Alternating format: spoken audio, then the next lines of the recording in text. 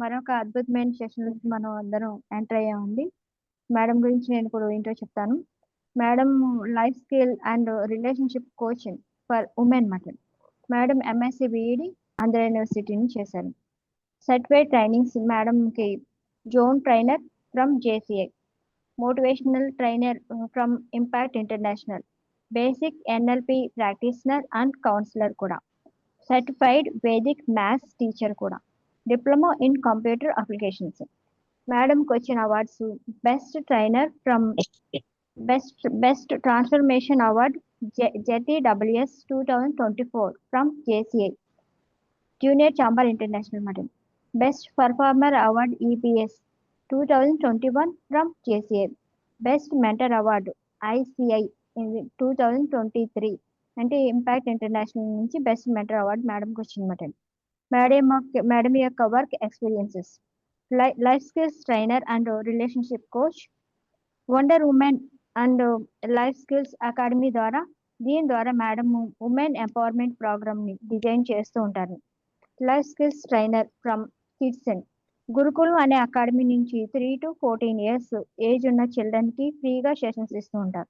అంతేకాకుండా madam children and parents కూడా counselling ఇస్తుంటారు. లైఫ్ స్కిల్స్లోని నెక్స్ట్ ఎమోషనల్ ఇంటెలిజెన్స్లో కూడా మేడం మంచి కౌన్సిలింగ్ ఇస్తూ ఉంటారు అన్నమాట.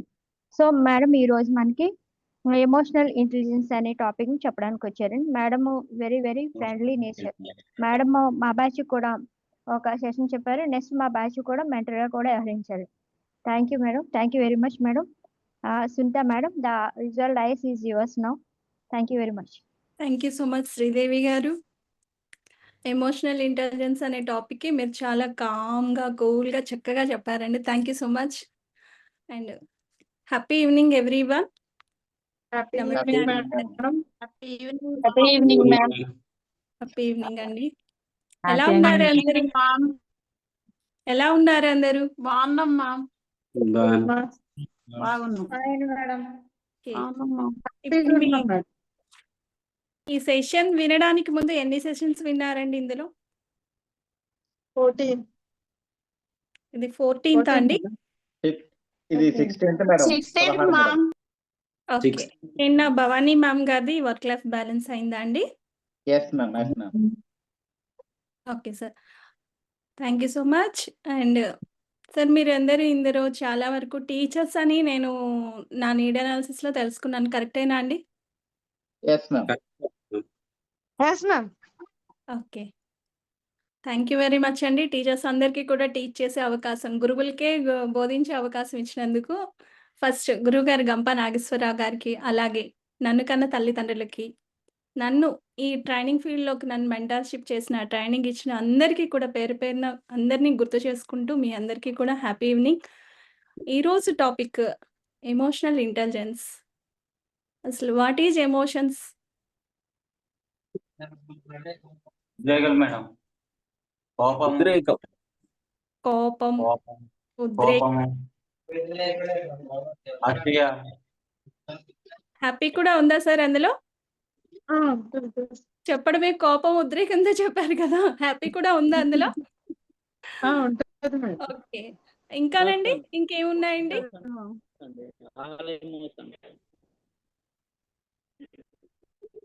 ఇంకేముంటాయి? కోపం, ఉద్రేకం, హ్యాపీ మూడేనా? ఇంకేమి ఉండవా ఎమోషన్స్ లో? అసూయ. ఓకే, ఇంకా? Okay madam.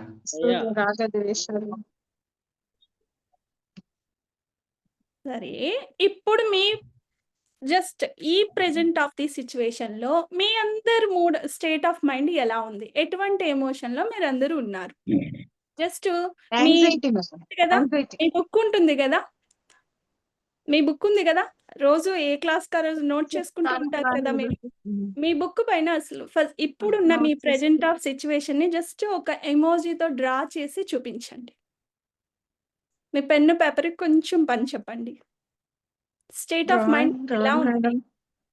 యాంగ్జైటీగా ఉన్నారా, టెన్షన్గా ఉన్నారా, లేకపోతే హ్యాపీగా ఉన్నారా, క్యూరియాసిటీతో ఉన్నారా, ఎలా ఉన్నారు? జస్ట్ ఒకటి డ్రా చేయండి. డ్రాయింగ్ రాదు మా. ఎలాగోకలా Emotions మేడం ఇక్కడ రాస్తున్నాను. ఎవరికి అవార్డ్స్ ఇవ్వడం జరగదండి వంశీ గారు. Okay. Thank you so much అండి. అండ్ స్వాతి గారు చూపిస్తున్నారు గానీ నాకు కనిపించట్లేదు.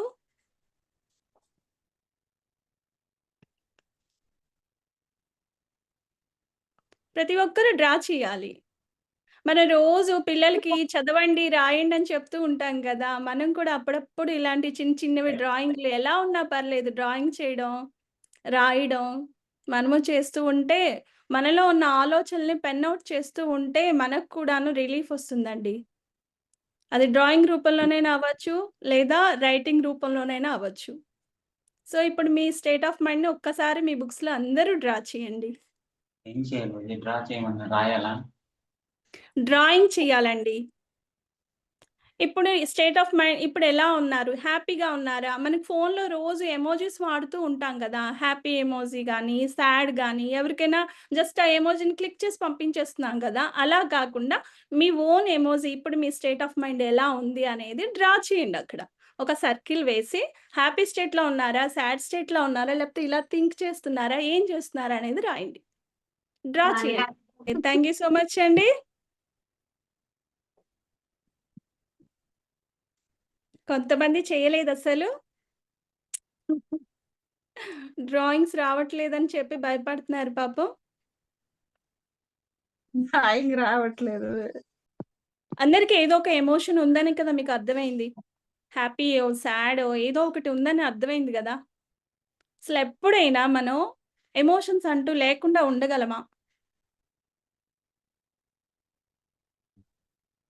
భావోద్వేగాలు లేకుండా ఉండగలమా? ఉండలేం మేడం. అస్సలు ఉండలేం మేడం. ప్రతిరోజు, ప్రతి నిమిషం కూడా ఏదో ఒక ఎమోషన్‌తోనే ఉంటాం. Okay. Thank you so much అండి. ఓకే. కంటిన్యూ‌గా భావోద్వేగాలతోనే ఉండగలమా? ఉండలేం మేడం. అసలంటూ ఉండలేమా అని అడిగాను. నో చెప్పారు. అసలు కంటిన్యూ‌గా ఎమోషన్స్‌తోనే కంటిన్యూ ట్రావెల్ చేయగలమా? చేయలేం మేడం. ఓకే. అసలు ఎమోషన్స్ అంటే ఏంటి? ఈ ఎమోషన్స్ ఎక్కడి నుంచొస్తాయి? ఎవరైనా సైన్స్ టీచర్స్ ఉంటే వాళ్ళకి బాగా తెలుస్తుందనుకుంటాను. Mind madam. మైండ్ నుంచొస్తాయి. మైండ్. ఓకే అండి. ఎమోషన్స్ అనేవి మనకి ఎలా అనిపిస్తాయి? అవి మీరు దాన్ని ఎలా తీసుకుంటారు? ఓకే. దానికంటే ముందు ఇది సిట్యుయేషన్ చెప్పండి. సిట్యుయేషన్ బట్టి మన ఎమోషన్స్ అనేవి ఆధారపడి ఉంటాయి మేడం. సిట్యుయేషన్స్ బేస్ చేసుకొని, అలాగే మన ఎదురుగా ఉన్న పర్సన్ బేస్ చేసుకొని కూడా ఉంటాయి కదండీ! Yes ma'am. ఓకే. వంశీప్రియ గారు కరెక్ట్ అండి. దాంతో పాటుగా ఫస్ట్ మనలో మనకి ఏర్పడే ఎమోషన్స్ కూడా మన పైన డిపెండ్ అవుతాయి. ఇది మీకు తెలుసా అందరికి? మనం సిట్యుయేషను ఎదురుగా ఉన్న ఏ వ్యక్తి అని చెప్తున్నాం కదా! దానికంటే ముందు అసలు మనలో మనకి ఏర్పడే ఎమోషన్స్‌ని బేస్ చేసుకొనే మనం ఎదుటి వాళ్ళని చూస్తాము. ఆ సంఘటన అలా చూస్తామంట. ఇది తెలుసా అండి? ఈ మనలో రకంగా మనకి ఆలోచించలేదు ఎమోషన్స్ మేడం. కానీ అంటే ఇక్కడ నేను ఒక ఎగ్జాంపుల్ చెప్తాను. ప్రభాకర్ రెడ్డి గారున్నారు. ప్రభాకర్ రెడ్డి గారికి చక్కగా క్లాస్‌లో ఏటంటే టీచింగ్ చేయడం అనేది ప్లానింగ్‌తో మైక్రో టీచింగ్ ప్లాన్ అవ్వచ్చు, లేదా లెసన్ ప్లాన్ అవ్వచ్చు, వాటన్నిటితోని టీఎల్ఎం యూజ్ చేసి చక్కగా క్లాస్ చెప్పాలని ఆయన ఒపీనియన్. కానీ పిల్లలు దానికి సపోర్ట్ చేయట్లేదని చెప్పి రిమైనింగ్ టీచర్స్ ఏం చెప్తుంటారు అంటే తన స్టాఫ్ రూమ్‌లో మనం ఎంత కష్టపడి ఇవన్నీ తయారు చేసినా సరే పిల్లలు ఎవరు సపోర్ట్ చేయనప్పుడు ఎందుకు ఈ టెన్షను, ఈ శ్రమ, హ్యాపీగా ఏది ప్రిపేర్ అయ్యి వచ్చామో అది ఓరల్‌గా చెప్పేస్తే అయిపోయింది గదా! అంటారు. దానికి సార్ ఏం చేస్తారంటే యాక్సెప్ట్ చెయ్యరు. పిల్లలు ఎందుకు వినరు? నేను చెప్తుంటే వింటున్నారు కదా! మీరు చెప్తే ఎందుకు వినరు? మీరు ట్రై చేయకుండానే పిల్లల పైన తప్పు చూపిస్తున్నారు అంటారు. సారీ సార్ ఇదేం పర్సనల్‌గా తీసుకోవద్దు. జనరల్‌గా నేను చెప్తున్నాను. అక్కడ ఏంటి అంటే ఆయన ఒపీనియన్ ఏంటి? చక్కగా టీఎల్ఎంతో, లెసన్ ప్లాన్‌తో చక్కగా ప్రిపేర్ అయ్యి వచ్చినట్లయితే మనం ఎగ్జాక్ట్‌గా పిల్లలకి చక్కగా అందించగలుగుతాము. బావుంటుంది. అండ్ రీసెంట్ సిట్యుయేషన్స్ గానీ, ట్రెండింగ్ జరుగుతున్న టాపిక్స్ రిలేటెడ్‌గా కనెక్ట్ చేసి చెప్తే ఇంకా పిల్లలకి అర్థమవుతుందని ఆయన ఒపీనియన్. కానీ రిమైనింగ్ టీచర్స్ ఏంటి, ఇప్పుడు ఆ లెసన్ ప్లాన్ తయారు చేసుకోవడం ఎందుకు? ఎప్పుడో ట్రైనింగ్‌లో తయారు చేసుకున్నాం. మళ్ళీ అలాగే స్కూల్ కాంప్లెక్స్ వీటన్నిటికి తయారు చేయాల్సొస్తది. మళ్ళీ రోజు చెయ్యాలా? ఈ టెన్షన్ మాకవసరమా? ఈయన ఇలాగే చెప్తారు. మేము నార్మల్‌గానే వెళ్తాము అన్న ఉద్దేశంతో పిల్లలెవరు వినరండి అని సింపుల్‌గా చెప్తారు. జనరల్‌గా ఆలోచించుకుంటే ఏంటి, అది అతను ఓన్ ఒపీనియన్. ఆయన ఒపీనియన్‌ని ఆయన ఎక్స్‌పెరిమెంట్ చేసి మరిని తనకి తాను డైలీ అప్లై చేసి ఎదుటి వాళ్ళకి చెప్తున్నారు. కానీ ఎదుటి వాళ్ళ విషయంలో ఏం జరిగింది? వాళ్ళు అప్లై చేశారు. వాళ్ళు అప్లై చేస్తే వాళ్ళకి అలాంటి రిజల్ట్ వచ్చింది. Opposite result. సో, వాళ్ళ ఒపీనియన్ అది. ఇక్కడ ఈయన ఒపీనియన్ ఇది. ఇప్పుడు ఎదుటి వాళ్ళని ఈయన తన ఆలోచన కారణంగా ఎదుటి వాళ్ళని ఒక అంచనా వేసేసుకున్నారు. అక్కడ వాళ్ళు వాళ్ళ ఓన్ ఆలోచన ఆధారంగా ఎదుటి వ్యక్తిని అంచనా వేసుకున్నారు. ఇప్పుడు ఎవరిది తప్పనగలం? ఎవరిది ఇక్కడ మిస్టేక్ ఉంటుంది? ఎవరిది చెప్పలేం మేడం.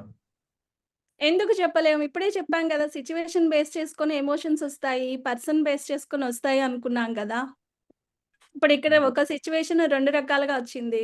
ఈ పర్సన్స్ ఇక్కడ 2 రకాలుగా ఉన్నారు. ఇప్పుడు దీన్ని బట్టి వాళ్ళ ఎమోషన్స్ మనం డిసైడ్ చేయొచ్చేమో? క్లోజ్ చేసుకోండి కొని వాళ్ళ సిట్యుయేషన్ బేస్ చేసుకొని ఎమోషన్స్ ఉంటాయని చెప్పుకున్నాం. కానీ జనరల్‌గా ఏంటవుతుందంటే, మనకి నచ్చని క్వాలిటీస్ మన ఎదురు వాళ్ళలో కనిపించినా మనకు ఆ వ్యక్తులంట మనకు నచ్చరు. అలాగే మనకు నచ్చిన క్వాలిటీసు మనకవి బాగా నచ్చుతాయి. కానీ ఆ క్వాలిటీస్ మనలో లేవు. ఎదుటి వాళ్ళు ఆ వ్యక్తి మనకు తెలియకపోయినా ఆ వ్యక్తిలో అటువంటి క్వాలిటీస్ మనం చూసినట్లయితే వాళ్ళని బాగా ఇష్టపడతామంట. ఎందుకంటే మీకు నచ్చిన క్వాలిటీస్ వాళ్ళలో కనిపిస్తున్నాయి కాబట్టి.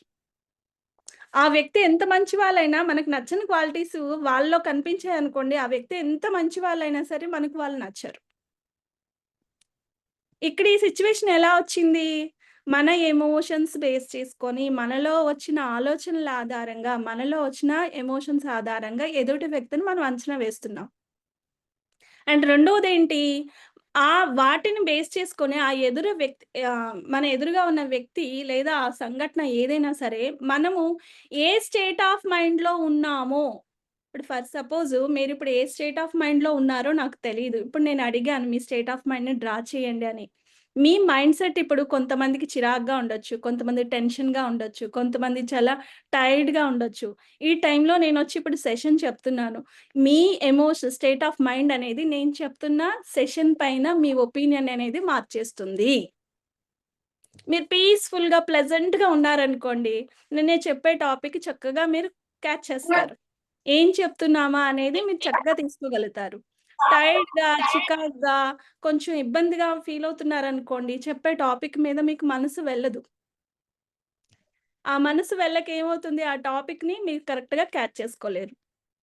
అలాగే మన రిలేషన్స్‌లో అవ్వచ్చు, ప్రొఫెషన్‌లో అవ్వచ్చు, పర్సనల్‌గా మన కనెక్షన్‌లో అవ్వచ్చు, ఎక్కడైనా సరే మనం ఎలా ఉంటామంటే, మన స్టేట్ ఆఫ్ మైండ్‌ని బేస్ చేసుకొని మనం ఎదుటి వ్యక్తులతో రిలేషన్స్ మెయింటైన్ చేయడం గానీ, ఏదైనా రియాక్ట్ అవ్వడం గానీ, రెస్పాండ్ అవ్వడం గానీ బేస్ అయ్యి ఉంటుంది.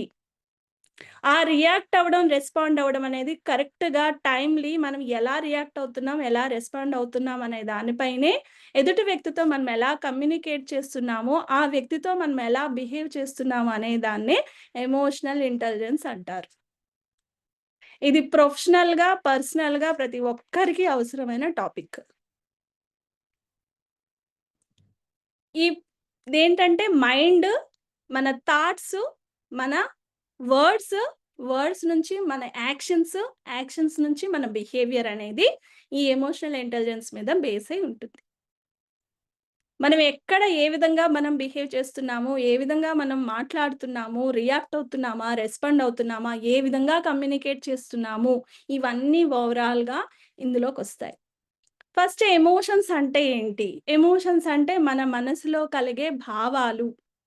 ఏదైనా ఒక సంఘటన అవ్వచ్చు, లేదా ఒక పర్సన్ అవ్వచ్చు, అక్కడ జరిగిన విషయాన్ని ఆధారంగా, మనం చూసిన విషయం ఆధారంగా, మన మైండ్‌లో వచ్చిన థాట్, ఫీలింగ్స్ ఇవన్నీ కూడా ఎమోషన్స్‌గా మారి బయటకొస్తాయి.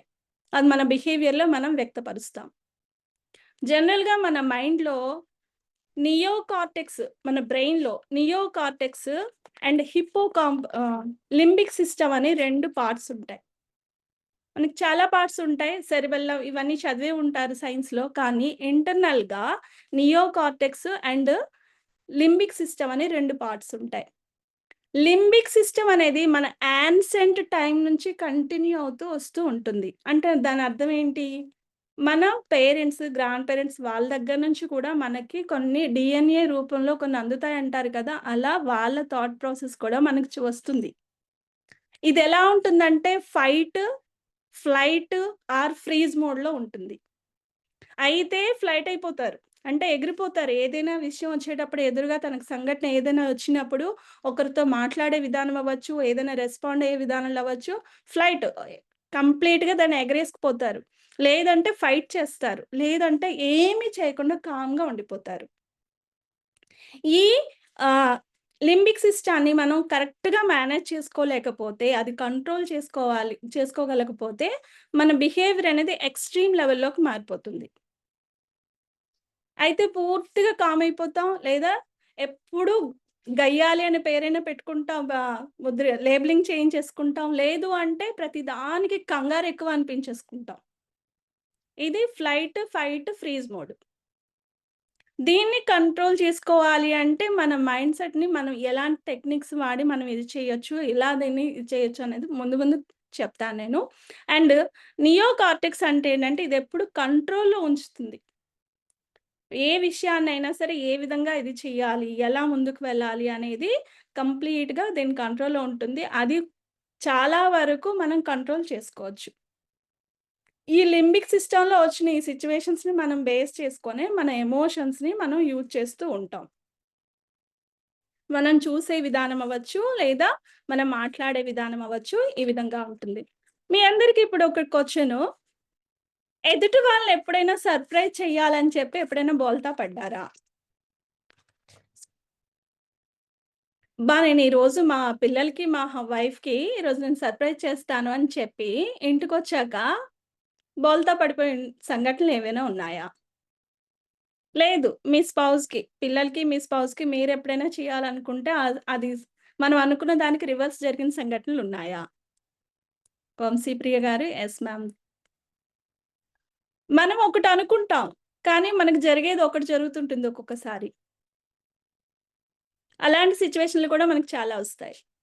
అలాగే కొందరు వ్యక్తులతో మనం మాట్లాడేటప్పుడు మనం నార్మల్గానే చెప్తాం, కానీ వాళ్ళు తీసుకునే విధానం వేరేలా ఉంటుంది. లేదంటే నేను బానే చెప్పానండి, ఆవిడ ఎందుకు అలా నన్ను తీసుకున్నారు, నా మాటలను ఎందుకు ఆవిడ అలా అపార్థం చేసుకున్నారు. ఇలాంటి సంఘటనలు మన లైఫ్లో చాలా జరిగే ఉంటాయి. ఇవెందుకు జరుగుతుంటాయంటే ఒక్కొక్కరు పర్సెప్షను, ఒక్కొక్కరు వాళ్ళ ఆలోచన విధానంతో, వాళ్ళు చూసే విధానంతో చేంజ్ అవుతూ వస్తుంది కాబట్టి అవి మారిపోతూ ఉంటాయి. ఇలాంటి సంఘటనలే మనం చాలా మందికి, కొంతమందికి మనం జనరసిటీతో వాళ్ళని అర్థం చేసుకొని ఫ్యామిలీలో అవ్వచ్చు, రిలేషన్ అవ్వచ్చు, ఫ్రెండ్స్ అవ్వచ్చు, లేదా మీ వర్క్ చేస్తున్న ప్లేస్‌లో అవ్వచ్చు, మనం వాళ్ళ తాలూకా ప్రాబ్లమ్‌ని అర్థం చేసుకొని, వాళ్ళకి ఎప్పటికప్పుడు సపోర్ట్ చేసుకుంటూ ముందుకు వెళ్తే, ఒక్కసారి వాళ్ళు మనకి ప్లేట్ తిరిగేసేస్తారు. అంటే దాని అర్థం ఏంటి? మనం చేసిందంతా మర్చిపోయి, ఆ జరిగిన ఏదో ఒక చిన్న బ్యాడ్ సిట్యుయేషన్ పట్టుకొని మనల్ని వాళ్ళు పాయింట్ ఔట్ చేస్తూ ఉంటారు. ఇదంతా దేనివల్ల జరుగుతుంది అంటే, ఆ ఎమోషనల్ ఇంటెలిజెన్స్ అనేది కరెక్ట్‌గా లేకపోవడం కారణం చేత. మనం ఏం చేస్తాం? చాలా ఉదారత్వంతో వాళ్ళకి హెల్ప్ చేయాలని ముందుకు వెళ్తాం. మనం చేసిన హెల్ప్‌కి రివర్స్‌లో మనకి చాలా చెడు అవుతుంది. అంటే అయితే మనం పూర్తిగా అందరికీ కూడా హెల్పింగ్ మోడ్‌లోనైనా వెళ్ళిపోతున్నామా? లేదు అంటే పూర్తిగా ఎవ్వరికీ మనం సపోర్ట్ చేయకుండా ఉండిపోతున్నామా? ఏదైనా ప్రాబ్లమే. సో, మనం ఎలాంటి సిట్యుయేషన్‌లో ఉంటున్నాము, మన పర్సనల్ లైఫ్‌లో అవ్వచ్చు, లేదా ప్రొఫెషనల్ లైఫ్‌లో మనం ఎలా ఉంటున్నాము? జనరసిటీతో కంప్లీట్‌గా అందరికి హెల్పింగ్ మోడ్‌లో వెళ్తున్నారా? లేదు అంటే ఫ్రీజ్ మోడ్‌లో నాకు అవసరం లేదు, నా పనేదో నాది, నేను ఇలాగే ఉంటాను అనే దీంట్లో ఉంటున్నారా? ఏదైనా ప్రమాదమే. అన్నిటిని బ్యాలెన్స్ చేసుకుంటూ ముందుకు వెళ్ళాలి. జనరల్‌గా మనకి లైఫ్‌లో మనందరం అంటే టీచర్సే కాబట్టి మాక్సిమం మీ అందరికీ ఐక్యూ గురించి తెలిసే ఉంటుంది. ఐక్యూ తెలుసు కదండి, ఇంటెలిజెంట్ కోఎఫిషియంట్. ఇంటెలిజెంట్ కోఎఫిషియంట్ అనేది ఎవరి గురించి చెప్తారు?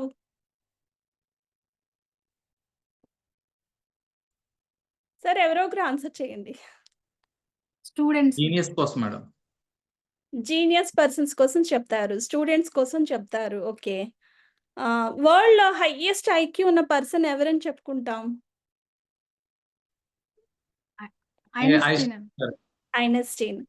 తర్వాత రీసెంట్‌గా ఎవరో ఒక అబ్బాయి కూడాను ఐన్‌స్టీన్ కంటే ఎక్కువ ఐక్యూ ఉన్న పర్సన్‌గా కూడా వచ్చారని చెప్పి న్యూస్‌లో ఎక్కడో చూడడం జరిగింది. ఐక్యూ హైయెస్ట్ ఉన్న పర్సన్ ఇది చెప్తారు. ఈ ఐక్యూ అనేది ఏ ఇయర్ వరకు డెవలప్ అవుతుంది? 19 ఐ థింక్ 19 షూర్ కాదు మేడం. 19 వరకు అనుకుంటున్నాను మేడం. ఓకే. 17+ వరకు మాత్రమే ఐక్యూ అనేది డెవలప్ అవుతుంది. తర్వాత ఐక్యూ డెవలప్ అవ్వదు. ఇంత మంచి ఐక్యూ ఉన్న పిల్లలు చాలామంది ఐఐటీ, నీట్, బిట్స్ పిలాని మంచి మంచి దేంట్లో మంచి ర్యాంక్స్ తెచ్చుకొని క్యాంపస్ ఇంటర్వ్యూస్‌లో సెలెక్ట్ అయ్యి మంచి జాబ్స్ తెచ్చుకున్నాక ఎంతమంది ఆ జాబ్స్‌లో హయ్యర్ పొజిషన్‌లకు వెళ్తున్నారు? మీకు ఐడియా ఉన్నంత వరకు. మీ పిల్లలే అంటే మీ దగ్గర చదువుకున్న స్టూడెంట్సే ఒక ఎగ్జాంపుల్‌గా చూసుకోండి. వాళ్ళు బాగా మంచి మార్క్స్ వచ్చుంటాయి 10థ్, ఇంటర్మీడియేట్ ఇలా చూసుకుంటే. కానీ ఆఫ్టర్ జాబ్ జాయిన్ అయ్యాక ఎంతమంది దాంట్లో కంటిన్యూ అవుతున్నారు? లేదా దాంట్లో గ్రోత్ చూస్తున్నారు? ఎవరినైనా అబ్జర్వ్ చేశారా? లేదు. అదేమి వద్దు. మనం ఇప్పుడు ఒక టీచింగ్ పొజిషన్‌లో ఉన్నాం. మనం ఉన్న ఫీల్డ్‌లోనే జాబ్ తెచ్చుకునేంత వరకు టెట్‌లు రాసాము, బీఈడీలు చేసాము, టెట్‌లు రాసాము, తర్వాత డీఎస్సీ రాస్తాము. డీఎస్సీ చేశాక నెక్స్ట్ జాబ్ తెచ్చుకున్నాము. ఈ జాబ్‌లోకొచ్చాక హమ్మయ్య! నేను జాబ్ తెచ్చుకున్నాను, హ్యాపీగా ఉండొచ్చని రిలాక్స్ అయ్యారా? లేదా అందులో మళ్ళీ ముందుకు వెళ్ళడానికి ఎన్నో చాలా చాలా వస్తున్న ప్రతి ప్రెషర్‌ని తీసుకోవడానికి మీరు రెడీగా ఉండగలుగుతున్నారా? యాక్సెప్ట్ చేయగలుగుతున్నారా? అంటే నాకు తెలిసినంత వరకు ఎవరికైనా ప్రొఫెషనల్ లైఫ్‌లో గానీ, ఎక్కడికైనా వెళ్ళాలంటే ఎమోషనల్ ఇంటెలిజెన్స్ చాలా అవసరం. దాంట్లో ఐక్యూ ఎలా అయితే చెప్తున్నామో, ఈక్యూ అనేది ఒకటుంటుంది. Emotional coefficient. దీన్ని ఒక స్కేల్ ద్వారా మెజర్ చేస్తారు. ఐక్యూని ఎలా అయితే స్కేల్ ద్వారా మెజర్ చేస్తారో, ఈక్యూని కూడా స్కేల్స్‌తో మెజర్ చేస్తారు. 0-1 అని, 1-10 అని దానికి కొన్ని ర్యాంకింగ్ ఇచ్చి మెజర్ చేస్తారు. ఈ ఈక్యూ అనేది ఐక్యూ అనేది 17 ఇయర్స్ వరకు డెవలప్ అయితే, ఈక్యూ అనేది జీవితాంతం డెవలప్ అవుతూనే ఉంటుంది. అది ఎవరికైతే డెవలప్ అవుతూ ఉంటుందో అలాంటి వాళ్ళు మాత్రమే లైఫ్‌లో ప్రతిసారి తనకొస్తున్న ప్రతి సిట్యుయేషన్‌ను కూడా తనని తాను అప్‌డేట్ చేసుకుంటూ, ఎమోషనల్‌గా తను తాను ఇంప్రూవ్ చేసుకుంటూ ముందుకు వెళ్ళగలుగుతారు. ఓకే. ఇదిప్పుడు ఎలా జరుగుతుంది? ఏ విధంగా దీన్ని చేయగలుగుతాం? ఫస్ట్ మనకుండేది ఏంటి అంటే చాలా వరకు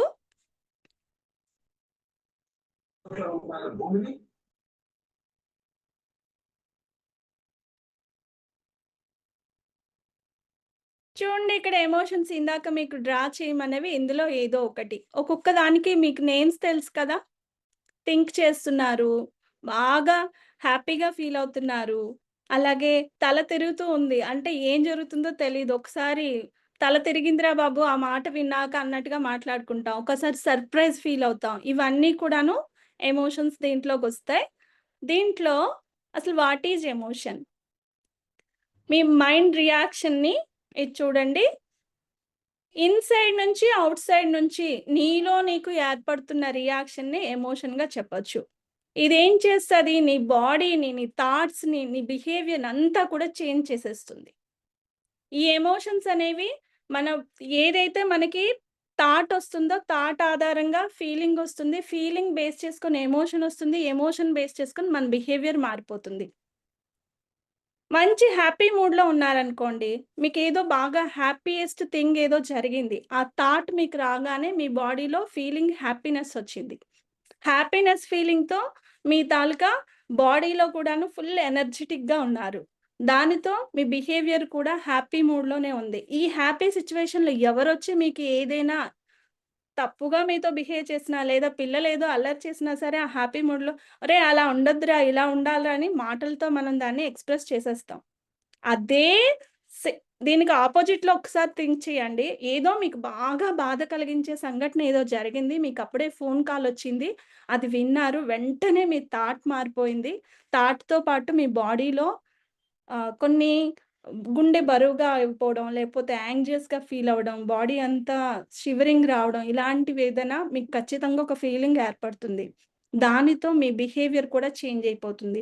ఆ సిట్యుయేషన్‌లో పిల్లలు ఎవరైనా ఏదైనా అల్లరి చేసినా, చెప్పిన మాట వినకపోయినా వెంటనే వాళ్ళ మీద మనం అరిచేస్తాం. అంటే ఆ థాట్ బేస్ చేసుకొని మన బిహేవియర్ కూడా మారిపోతుందనమాట. ఎమోషను ఇన్‌సైడ్, ఔట్ సైడ్ జరిగేదానికి మన మైండ్ ఇచ్చే రియాక్షన్‌నే ఎమోషన్ అంటారు. ఈ ఎమోషన్స్ అనేవి మాట్లాడే విధానంలో ఏదైనా డిసైడ్ చేసుకోవడానికి, రియాక్ట్ అవ్వడానికి, పీపుల్‌తో కనెక్ట్ అవ్వడానికి వీటన్నిటికి కూడా మనకి ఎఫెక్ట్ చూపిస్తూ ఉంటుంది. అసలు ఈ ఎమోషనల్ ఇంటెలిజెన్స్ అంటే ఏంటి? ఎమోషనల్ ఇంటెలిజెన్స్ అంటే మిమ్మల్ని మీరు అర్థం చేసుకోవడంతో పాటు, మీ చుట్టూరా ఉన్న అందరిని కూడా అర్థం చేసుకుంటూ, ఎమోషన్స్‌ని మేనేజ్ చేసుకుంటూ, వాటిని పాజిటివ్ వేలో మీ స్ట్రెస్‌ని రిలీవ్ చేసుకుంటూ, ఎఫెక్టివ్‌గా కమ్యూనికేట్ చేయడానికి, ఎదుటి వాళ్ళని ఎంపథైజ్ చేసుకుంటూ ముందుకు వెళ్ళడానికి, ఎటువంటి ఛాలెంజెస్ వచ్చినా దాన్ని రెస్పాండ్ అవుతూ, దాన్ని ఆ కాన్ఫ్లిక్ట్స్‌ని గాని, డెసిజన్ గాని తీసుకునే విధంగా మిమ్మల్ని మీరు మార్చుకోవడానికి ఉపయోగించేదే ఎమోషనల్ ఇంటెలిజెన్స్. ఇది చాలా రకాలుగా మనకి డిఫరెంట్ యాస్పెక్ట్స్‌లో మన డైలీ లైఫ్‌లో చాలా దగ్గర ఇది యూజ్ అవుతూ ఉంటుంది. ఎమోషనల్ ఇంటెలిజెన్స్ మనకు అవసరమా? ఇప్పటి వరకు చెప్తున్నాను మనకు అవసరం అని. ఈ అవసరం అనేది ఎలా? ఒకవేళ ఎలా అనుకుంటే, ఇక్కడ నేను 80% ఈక్యూ ఉంటే, 20% ఐక్యూతోనే మనం లైఫ్‌లో ఏదైనా సరే సక్సెస్ సాధించగలుగుతాం. ఈక్యూ లేనప్పుడు చాలామంది పెద్ద పెద్ద పొజిషన్‌లో జాయిన్ అయినా, అక్కడ ఉన్న ప్రెషర్‌ని తట్టుకోలేక క్విట్ చేసైనా చేసేస్తారు. లేదా లైఫ్‌ని రిస్క్ అయినా చేస్తారు. లేదా అంటే కంప్లీట్‌గా లైఫ్‌నే క్విట్ చేసుకున్న రోజు చాలామంది పర్సన్స్ చూస్తుంటాం. అంటే వాళ్ళలో ఈక్యూ కంటే ఐక్యూ చాలా ఎక్కువగా ఉంటుంది. నాలెడ్జబుల్‌గా బాగా ఉంటారు. కానీ ఎమోషనల్ ఇంటెలిజెన్స్ దగ్గరకొచ్చేసరికి వాళ్ళ ప్రెషర్ తట్టుకోలేక దాని నుంచి క్విట్ అయిపోయిన వాళ్ళు చాలామంది ఉంటారు. ఎమోషనల్ ఇంటెలిజెన్స్ అంటే ఏంటి? మైండ్, బ్రెయిన్ రెండిటిని కోఆర్డినేట్ చేసుకొని ముందుకు వెళ్ళాల్సినవి. ఓన్లీ బ్రెయిన్‌తో ఆలోచిస్తామా అంటే పనులవ్వు. ఓన్లీ మైండ్‌తో ఆలోచిస్తామా అంటే పనులవ్వు. ఇక్కడ ఒక ఎగ్జాంపుల్ మీకొకటి జస్ట్ నేను స్క్రీన్ స్టాప్ చేస్తాను. అందరూ వీడియో ఆన్ చేసుకోవాలండి. దీనికి రెస్పాండ్ అవ్వండి దయచేసి. ఒక అమ్మాయి, అబ్బాయి రన్నింగ్ రేస్. ఇది ఆల్రెడీ మీరు వాట్సాప్ దీంట్లో చూసే ఉంటారు నాకు తెలిసి. ఇద్దరూ కూడాను రేస్‌లో గెలిచారు. అందులో అమ్మాయి గెలిచింది. ఇద్దరూ కూడాను 1 అవర్‌లో వాళ్ళు అనుకున్నది రీచ్ అవ్వాలి. అమ్మాయి గెలిచింది. ఇప్పుడు మీరు ఎవరిని అప్రిషియేట్ చేస్తారు? Not visible madam. ఎవరిని మీరు అప్రిషియేట్ చేస్తారండి? అమ్మాయినా? అబ్బాయినా? 1 అవర్‌లో ఇద్దరు అంటే ఇక్కడ మన బ్రెయిన్‌ని, మైండ్‌ని రెండిటిని ఇంటెలిజెంట్ కోఎఫిషియంటు, ఎమోషనల్ కోఎఫిషియంటు అని చెప్పుకున్నాం గదా! రెండిటిని యూజ్ చేసి మనం ఆలోచించి మనం ఆన్సర్ చేసాం. అలాగే లైఫ్‌లో కూడా మనకి ఎదురయ్యే ప్రతి సిట్యుయేషన్‌ని కూడాను బోత్‌గా చెప్పేవాళ్ళు చాలా తక్కువ మందుంటారు. ఎవరైతే ఎమోషనల్ కోఎఫిషియంట్ ఎక్కువగా ఉంటుందో వాళ్ళు మైండ్‌తో ఎక్కువ ఆలోచించి ఆన్సర్ చేస్తారు. బోత్ అని చెప్పిన వాళ్ళు చాలా దగ్గరలో బోల్తా పడిపోతారండి. అంటే ఇది తప్పుగా అనుకోవద్దు. చాలా విషయాలు ఎలా ఉంటుందంటే, నీకు అమ్మ ఇష్టమా? భార్య ఇష్టమా? అంటే, ఆ! ఇద్దరు ఇష్టమే అని చెప్పడం అది చాలా రాంగ్. అది కరెక్ట్ కాదు. అది ఫేక్. వాళ్ళు చెప్పేది అబద్ధం ఉంటుంది. మనస్ఫూర్తిగా చెప్పిన వాళ్ళు కరెక్ట్‌గా ఒకదానికే వస్తారు. అలానే చాలా సిట్యుయేషన్స్ ఇప్పుడు మనం ఏదైనా సరే ఆఫీస్‌లో వర్క్ చేసేటప్పుడు బాస్ చెప్పింది ఫాలో అవుతామా? టీమ్‌మేట్స్ చెప్పింది ఫాలో అవుతామా? అంటే బాస్ దగ్గర మనకు మాట రాకూడదు. టీమ్‌మేట్స్ దగ్గర మాట రాకూడదు కాబట్టి రెండిటికి ఓకే చేసేసుకొని వెళ్ళిపోతామా అంటే అలాంటి వాళ్ళు చాలా కాన్‌ఫ్లిక్ట్స్‌లో పడిపోతారు. అలాగే టీచర్స్‌కి హెచ్ఎం దగ్గర పిల్లలతో ఉండే ఇది కూడా కాన్‌ఫ్లిక్ట్స్ కూడా అలాగే అన్నమాట. దేనికో ఒక్కదానికంటే ప్రతీదీ మీరు ఫస్ట్ మైండ్‌తో ఆలోచించాలి. తర్వాత బ్రెయిన్‌తో ఆలోచించి డెసిషన్ అనేది తీసుకోవడానికి ప్రయత్నించాలి. అండ్ ఇంకొకటంట మనం ఏదైనా సరే ఆలోచించేటప్పుడు మనం చాలా ఎమోషనల్‌గా ఫీల్ అవుతుండేటప్పుడు ఫస్ట్ వచ్చే ఆలోచన ఎప్పుడు యాక్సెప్ట్ చేయకూడదంట. మీరు బాగా కోపంగా ఉండేటప్పుడు చాలా చాలా ఆలోచనలొచ్చేస్తాయి. వెంటనే మీరు రియాక్ట్ అయిపోయి దానికి మీరు రెస్పాండ్ అయ్యారా, చాలా బ్యాడ్ ఎఫెక్ట్స్ అనేవి ఫేస్ చేయాల్సొస్తుంది. ఇప్పుడు కోపమొచ్చి రిమోట్‌ని పగలగొట్టేస్తాం, టీవీ పగలగొట్టేస్తాం, ఏదేదో చేసేస్తాం. తర్వాత అయ్యో! అలా చేయకపోవాల్సింది గదా! అలా చేసుండకపోవాల్సింది గదా! ఒక్క క్షణం ఆలోచించాల్సింది గదా! అని తర్వాత అనిపిస్తుంది.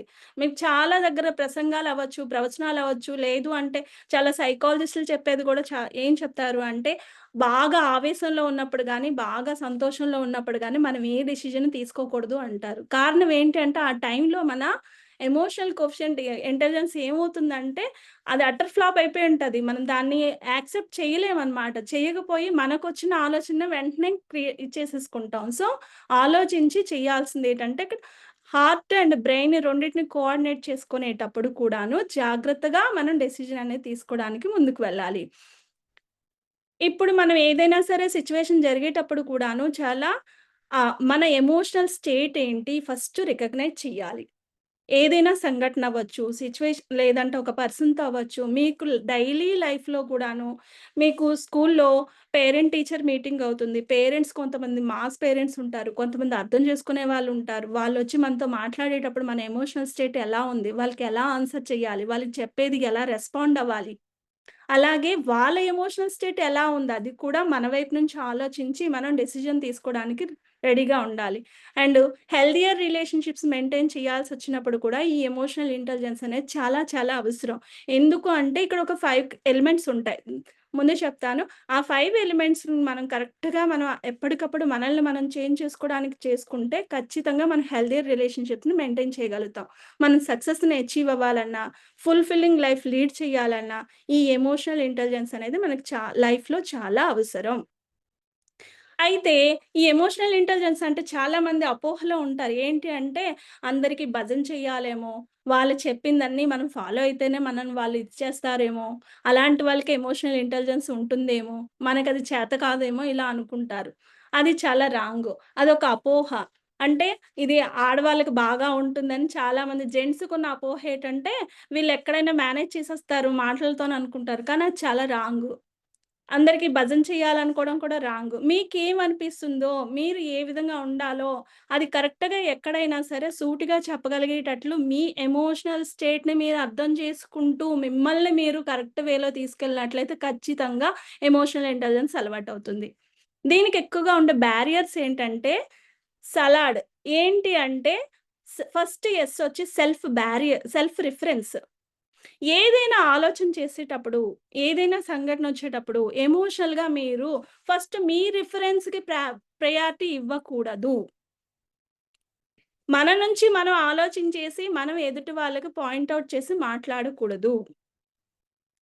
ఎలా ఉంటుంది? మన ఇళ్లల్లో జరిగే సిట్యుయేషన్సే చూసుకుందాం. ఇంట్లో ఏదో డిస్టర్బెన్స్ వస్తుంది వైఫ్ అండ్ హస్బాండ్‌కి. నేను చెప్పిందే కరెక్ట్ గదా! తనెందుకు తగ్గట్లేదు? తను రావచ్చు గదా! తను కాల్ చేయొచ్చు కదా! తను మాట్లాడొచ్చు కదా! ప్రతిసారి నేనే ఇది చేయాలా? తన తప్పు ఉండేటప్పుడు నేనెందుకు తగ్గాలి? ఇలా మీ వైపు నుంచి మీరు ఆలోచిస్తారు. కానీ ఎదుటి వ్యక్తి నుంచి కూడా ఎదుటివారి రిఫరెన్స్ కూడా తీసుకొని మనం దాన్ని సాల్వ్ చేసుకోవడానికి ప్రయత్నించాలి. అక్కడ ఎమోషనల్ ఇంటెలిజెన్స్‌కి బ్యారియర్ ఇదొకటవుతుంది. Next self absorbed. ఏదైనా సరే ప్రతీదీ కూడాను తీసేసుకుంటారనమాట. సెల్ఫ్ అబ్జార్బ్డ్ అంటే ఏంటి? దాంట్లో ఇన్వాల్వ్ అయిపోతారు. చాలా సెల్ఫిష్‌గా ఆలోచిస్తారు. And lack of empathy. ఎదుటి వాళ్ళ మీద ఎంపథీ లేకపోవడం. ఎంపథీ అంటే ఏంటండి? సింపథీ అంటే సానుభూతి. ఎంపథీ అంటే సహానుభూతి. అంటే ఎదుటి వాళ్ళ ప్లేస్‌లో నుంచి మనం ఆలోచించడం. మీ షూస్ మీ లెగ్స్‌ని వాళ్ళ షూస్‌లో పెట్టి ఆలోచించాలి. అంటే ఏంటి? మీరు ఏదైనా ఒక సంఘటన జరిగింది. వైఫ్ తరపు నుంచి కూడా అటువైపు తనెందుకలా రియాక్ట్ అయింది? అసలు ఏం జరిగింది? ఎందుకలా బిహేవ్ చేస్తుంది? దేని కారణం చేత బిహేవ్ చేస్తుంది? ఆ టైంలో తన ఎమోషనల్ రెగ్యులేషన్ ఎలా ఉంది? తన స్టేట్ ఆఫ్ మైండ్ ఎలా ఉంది? తనలా రియాక్ట్ అయిందంటే కారణం ఏమై ఉంటుంది? అని మీరు ఒక్కసారి ఎంపథెటిక్‌గా ఆలోచిస్తే ఖచ్చితంగా దానికి సొల్యూషన్ అనేది దొరుకుతుంది. అది లేకపోవడం కారణం చేత కూడా ఈ బ్యారియర్స్ మనకొస్తుంటాయి. అండ్ అషేమ్డ్ ప్రతిదీ భయంగా ఉన్న లేదు అంటే ఏదైనా ఎక్స్‌ప్రెస్ చేయాలన్నా చాలామంది మొహమాట పడిపోతారు. ఇప్పుడు ఈ క్లాస్‌లో కూడాను ఏదైనా మనం మాట్లాడుతున్నాము, లేదా ఏదైనా కొత్తగా నేర్చుకుంటున్నాము. ఈ ఏజ్‌లో నేనేమైనా మాట్లాడతానా? వాళ్ళు అడిగిన ప్రతి దానికి సమాధానం చెప్పాలా? మరి చెప్పడం మన ఎదురుగా వచ్చేది చిన్నవాళ్ళు, మనకంటే చిన్నవాళ్ళు. మనం వాళ్ళకి ఆన్సర్ చేయడం ఏంటి? ఇలాంటి అషేమ్డ్ ఫీలింగ్స్ ఉన్నా కూడాను మీలో చాలా వరకు అప్‌డేటింగ్ అనేది తగ్గిపోతుంది. సో, అక్కడ భయపడకుండా ఆన్సర్ చేయడానికి గానీ, అడగడానికి గానీ మొహమాట పడకుండా ఉండాలి. మీలో వచ్చే ఫీలింగ్స్‌ని అక్కడ ఎక్స్‌ప్రెస్ చెయ్యాలి. అండ్ అవాయిడ్ చేస్తారు చాలా సంఘటనలు. ఎందుకులే ఆ పర్సన్‌తో మనకొచ్చింది వదిలేయి. ఆ సంఘటనలు మనకొద్దులే. అవి వదిలేసి మనం మన పనేదో మనం చేసుకొని ముందుకు వెళ్ళిపోదాం. లేదు అంటే ఒకసారి ఆ వ్యక్తితో గొడవొచ్చిందంటే, అమ్మో! ఇతనితో మనం కలగజేసుకుంటే చాలా గొడవలొచ్చేస్తాయి. మనకెందుకొచ్చింది కామ్‌గా మన పనేదో మనం చేసుకొని వెళ్ళిపోదాం. ఇలా ఆ వ్యక్తిని అంటే ఒక రీసెంట్‌గా మీరు విన్నట్లయితే 'రామ్ చరణ్' ఒక ఇంటర్వ్యూలో ఇది చెప్పారు. మన బాలకృష్ణ గారిది ఏంటో నాకు గుర్తు రావట్లేదు. బాలయ్య గారి షోలో చెప్పారు.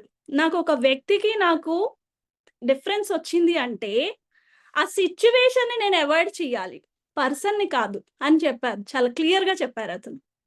అలా మన లైఫ్‌లో కూడా మనం అందరం దాన్ని ఫాలో అవ్వడానికి ట్రై చేయాలి. అక్కడ జరుగుతున్న సిట్యుయేషన్ ఈ మాటల సందర్భంలో కదా మనకి డిస్టర్బెన్స్ వచ్చింది. దాన్ని అవాయిడ్ చేసేద్దాం. కానీ పర్సన్‌ని కాదు. మనం ఏం చేస్తుంటాం, ఆ పర్సన్‌నే అవాయిడ్ చేసుకుంటూ వచ్చేస్తుంటాం. And devalue their emotions. ఎదుటి వాళ్ళ ఎమోషన్స్‌ని మనం ప్రతిసారి డీవాల్యూ చేసుకుంటూ వస్తాం. మనదే చాలా గ్రేట్. ఎదుటి వాళ్ళ వాల్యూ కాదు అన్నట్టుగా మాట్లాడుతూ ఉంటాం. సో, ఒక్కసారి మీ బ్యారియర్ ఏంటనేది నేమింగ్ చేయండి. అండ్ ఎదుటి వాళ్ళ ఎమోషన్స్‌ని కూడాను మీరు నే వాళ్ళు ఏ స్టేట్ ఆఫ్ మైండ్‌లో ఉన్నారు? వాళ్ళు ఎలా ఆలోచిస్తున్నారు? వాళ్ళకది యాక్సెప్ట్ చేయొచ్చా లేదా అనేది కూడా చూసుకోవడానికి ప్రయత్నించండి. మీరు ఈ సలాడ్‌లో ఏ సిట్యుయేషన్‌లో ఉన్నారు? మీకు మీరుగా ఒక్కసారి అబ్జర్వ్ చేసుకున్నట్లయితే మీ స్టేట్ ఆఫ్ మైండ్ మీకు అర్థమవుతుంది. సెల్ఫ్ రిఫరెన్స్‌లో ఉంటున్నారా ప్రతిసారి? ఏదైనా ఒక సిట్యుయేషన్ గాని, రీసెంట్‌గా మీ లైఫ్‌లో జరిగిన విషయాలు బేస్ చేసుకొని మీరు ఒక్కసారి ఆలోచించండి. ఎటువంటి బ్యారియర్‌లో ఉన్నారు? ఈ ఎమోషనల్ ఇంటెలిజెన్స్ ఎలా డెవలప్ చేసుకోవాలి? అసలు ఈ ఎమోషనల్ ఇంటెలిజెన్స్ డెవలప్ అవ్వాలంటే ఉండాల్సిన కాంపోనెంట్స్ ఏంటి? 5 ఎలిమెంట్స్ అండి ఇవి. Self awareness, self regulation, motivation, empathy and social skills. దీంట్లో ఫస్ట్ 3 వచ్చి మన ఇంటర్‌పర్సనల్ స్కిల్స్ అన్నమాట అవి. ఏంటేంటవి? ఇంటర్‌పర్సనల్‌లో సెల్ఫ్ అవేర్‌నెస్. అసలు ఆ సంఘటనలో నేను ఎలా ఉన్నాను? నా స్టేట్ ఆఫ్ మైండ్ ఎలా ఉంది? నేను ఎందుకలా బిహేవ్ చేశాను? నాకేం జరిగితే నేనలా మాట్లాడాను? అసలు నేనలా మాట్లాడి ఉండకపోతే ఆ సంఘటన ఇంకెలా ఉండేది? మీ మీద మీకు సెల్ఫ్ అవేర్‌నెస్ ఉండాలి. అక్కడ జరుగుతున్న విషయంలో గాని, సంఘటనలో గాని, ఆ సిట్యుయేషన్‌లో గాని మనము ఎలా ఉంటున్నాము? ఫస్ట్ మనలోకి మనము ట్రావెల్ చేయడం నేర్చుకోవాలి. మన గురించి మనం ఆలోచించడం నేర్చుకుంటూ, అక్కడున్న ఆ సిట్యుయేషన్ ఆధారంగా మనల్ని మనం అవేర్‌నెస్‌తో ఆ ప్రాబ్లమ్ కావచ్చు, ఆ సంఘటన అవ్వచ్చు, లేదా ఆర్గ్యుమెంట్ అవ్వచ్చు, ఏదైనా సరే మీకొచ్చినది మీరు కరెక్ట్‌గా, ఎమోషనల్‌గా, ఇంటెలిజెంట్‌గా మీరు ఆలోచించగలగాలి అంటే, మీ పైన మీకు సెల్ఫ్ అవేర్‌నెస్ ఉండాలి. Self regulation. మీకెలాంటి ఆలోచనలొస్తున్నాయి? ఎలాంటి ఎమోషన్స్ ఒస్తున్నాయి? వాటిని ఏ విధంగా రెగ్యులేట్ చేసుకుంటూ వెళ్ళాలి? ఎక్కడ వాటిని కట్ చేయాలి? ఎక్కడ వాటిని కంటిన్యూ చేయాలి? ఫ్లైట్ ఆర్ ఫైట్ ఫ్రీజ్ మోడ్‌లో ఉంటున్నారా? లేదు దాన్ని అవసరమైనప్పుడు బ్యాలెన్స్‌డ్‌గా యూజ్ చేస్తున్నామా? అనే దాని మీద మన మీద మనకు ఒక రెగ్యులేషన్ అనేది ఉండాలి. And motivation. మోటివేషన్ అంటే ఏంటి? ఇప్పుడు దీనికి నేను ఒక ఎగ్జాంపుల్‌గా రీసెంట్‌గా వరల్డ్ కప్ క్రికెట్ జరిగిందా? ఉమెన్ వరల్డ్ కప్ క్రికెట్ జరిగిందా? అందరూ చూసే ఉంటారు కదా! Yes ma'am. స్టార్టింగ్ ఏమైంది? ఫస్ట్ సెమీఫైనల్‌లోకొచ్చేటప్పుడు చాలా తక్కువ స్కోర్‌లో ఉన్నా సరే, ఒక అమ్మాయి చాలా తనకు తానుగా టీమ్ కోసం నిలబడి, తనలో ఉన్న ఎమోషన్స్ అన్నిటిని కూడాను ఆ సిచ్యువేషన్ అవేర్ చేసుకొని ఎలా ఫైనల్‌కి వెళ్ళాలి, రిమైనింగ్ అందరు వికెట్స్ పడిపోతున్నా సరే తక్కువ స్కోర్‌లో కూడా తను నిలబడి స్టాండర్డ్‌గా నిలబడి తన మోటివేట్ చేసుకుంటూ టీమ్‌కి కూడా మోటివేట్ చేస్తూ వాళ్ళలో వచ్చిన ఆహ్, డీమోటివేట్ విషయాల్ని రెగ్యులేట్ చేసుకుంటూ ఒకరికొకరు టీమ్ అంతా సపోర్ట్ చేసుకుంటూ ముందుకు వెళ్ళడం జరిగింది. అంటే మనకేదైనా సంఘటన ఎదురైనప్పుడు మనం ఫస్ట్ అవేర్‌నెస్ క్రియేట్ చేసుకోవాలి. మనం ఎంతవరకు దాన్ని ఫాలో అప్ చేయగలము, మనం ఎంతవరకు దాన్ని రీక్రియేట్ చేసుకోగలుగుతాము, మన ఆలోచనలు ఎంతవరకు మనం పాజిటివ్ వేలో వెళ్ళగలుగుతాము. అలాగే సెల్ఫ్ రెగ్యులేషన్ ఎక్కడ మనం ఎమోషనల్‌గా రెస్పాండ్ అవ్వాలి, రియాక్ట్ అవ్వాలి అనేది ఆలోచించుకొని ముందుకు వెళ్ళడం. మోటివేషన్ అంటే మనలో మనకు కూడా ఎక్స్‌టర్నల్ మోటివేషన్, ఇంటర్నల్ మోటివేషన్ అని ఉంటుంది. మనకి ఎక్స్‌ట్రిన్సిక్, ఇంట్రిన్సిక్ అంటే మనం ఇంటర్నల్‌గా మనలో మనం మోటివేషన్ ఇచ్చుకోవాలి. ఇప్పుడు నువ్వు ఎక్కువగా రియాక్ట్ అవుతున్నావా? తగ్గిపో.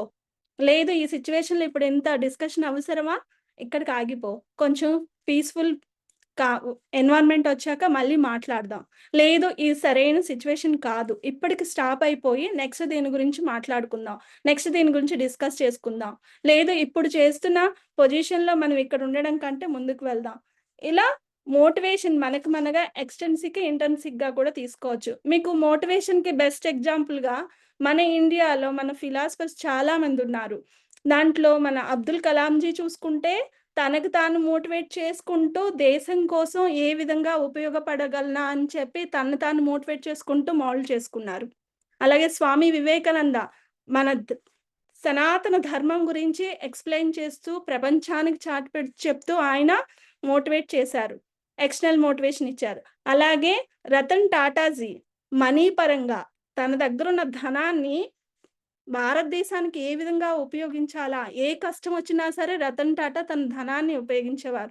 అంటే వాళ్ళు మోటివేషన్ అనేది ఎక్స్‌టర్నల్ అండ్ ఇంట్రిన్సిక్‌గా తీసుకొని ఇది చేసుకునేవారు. అక్కడ వాళ్ళకి సెల్ఫ్ అవేర్‌నెస్, సెల్ఫ్ రెగ్యులేషన్ అనేది ఖచ్చితంగా ఉంది కాబట్టి వీటన్నిటిని ఇచ్చేశారు.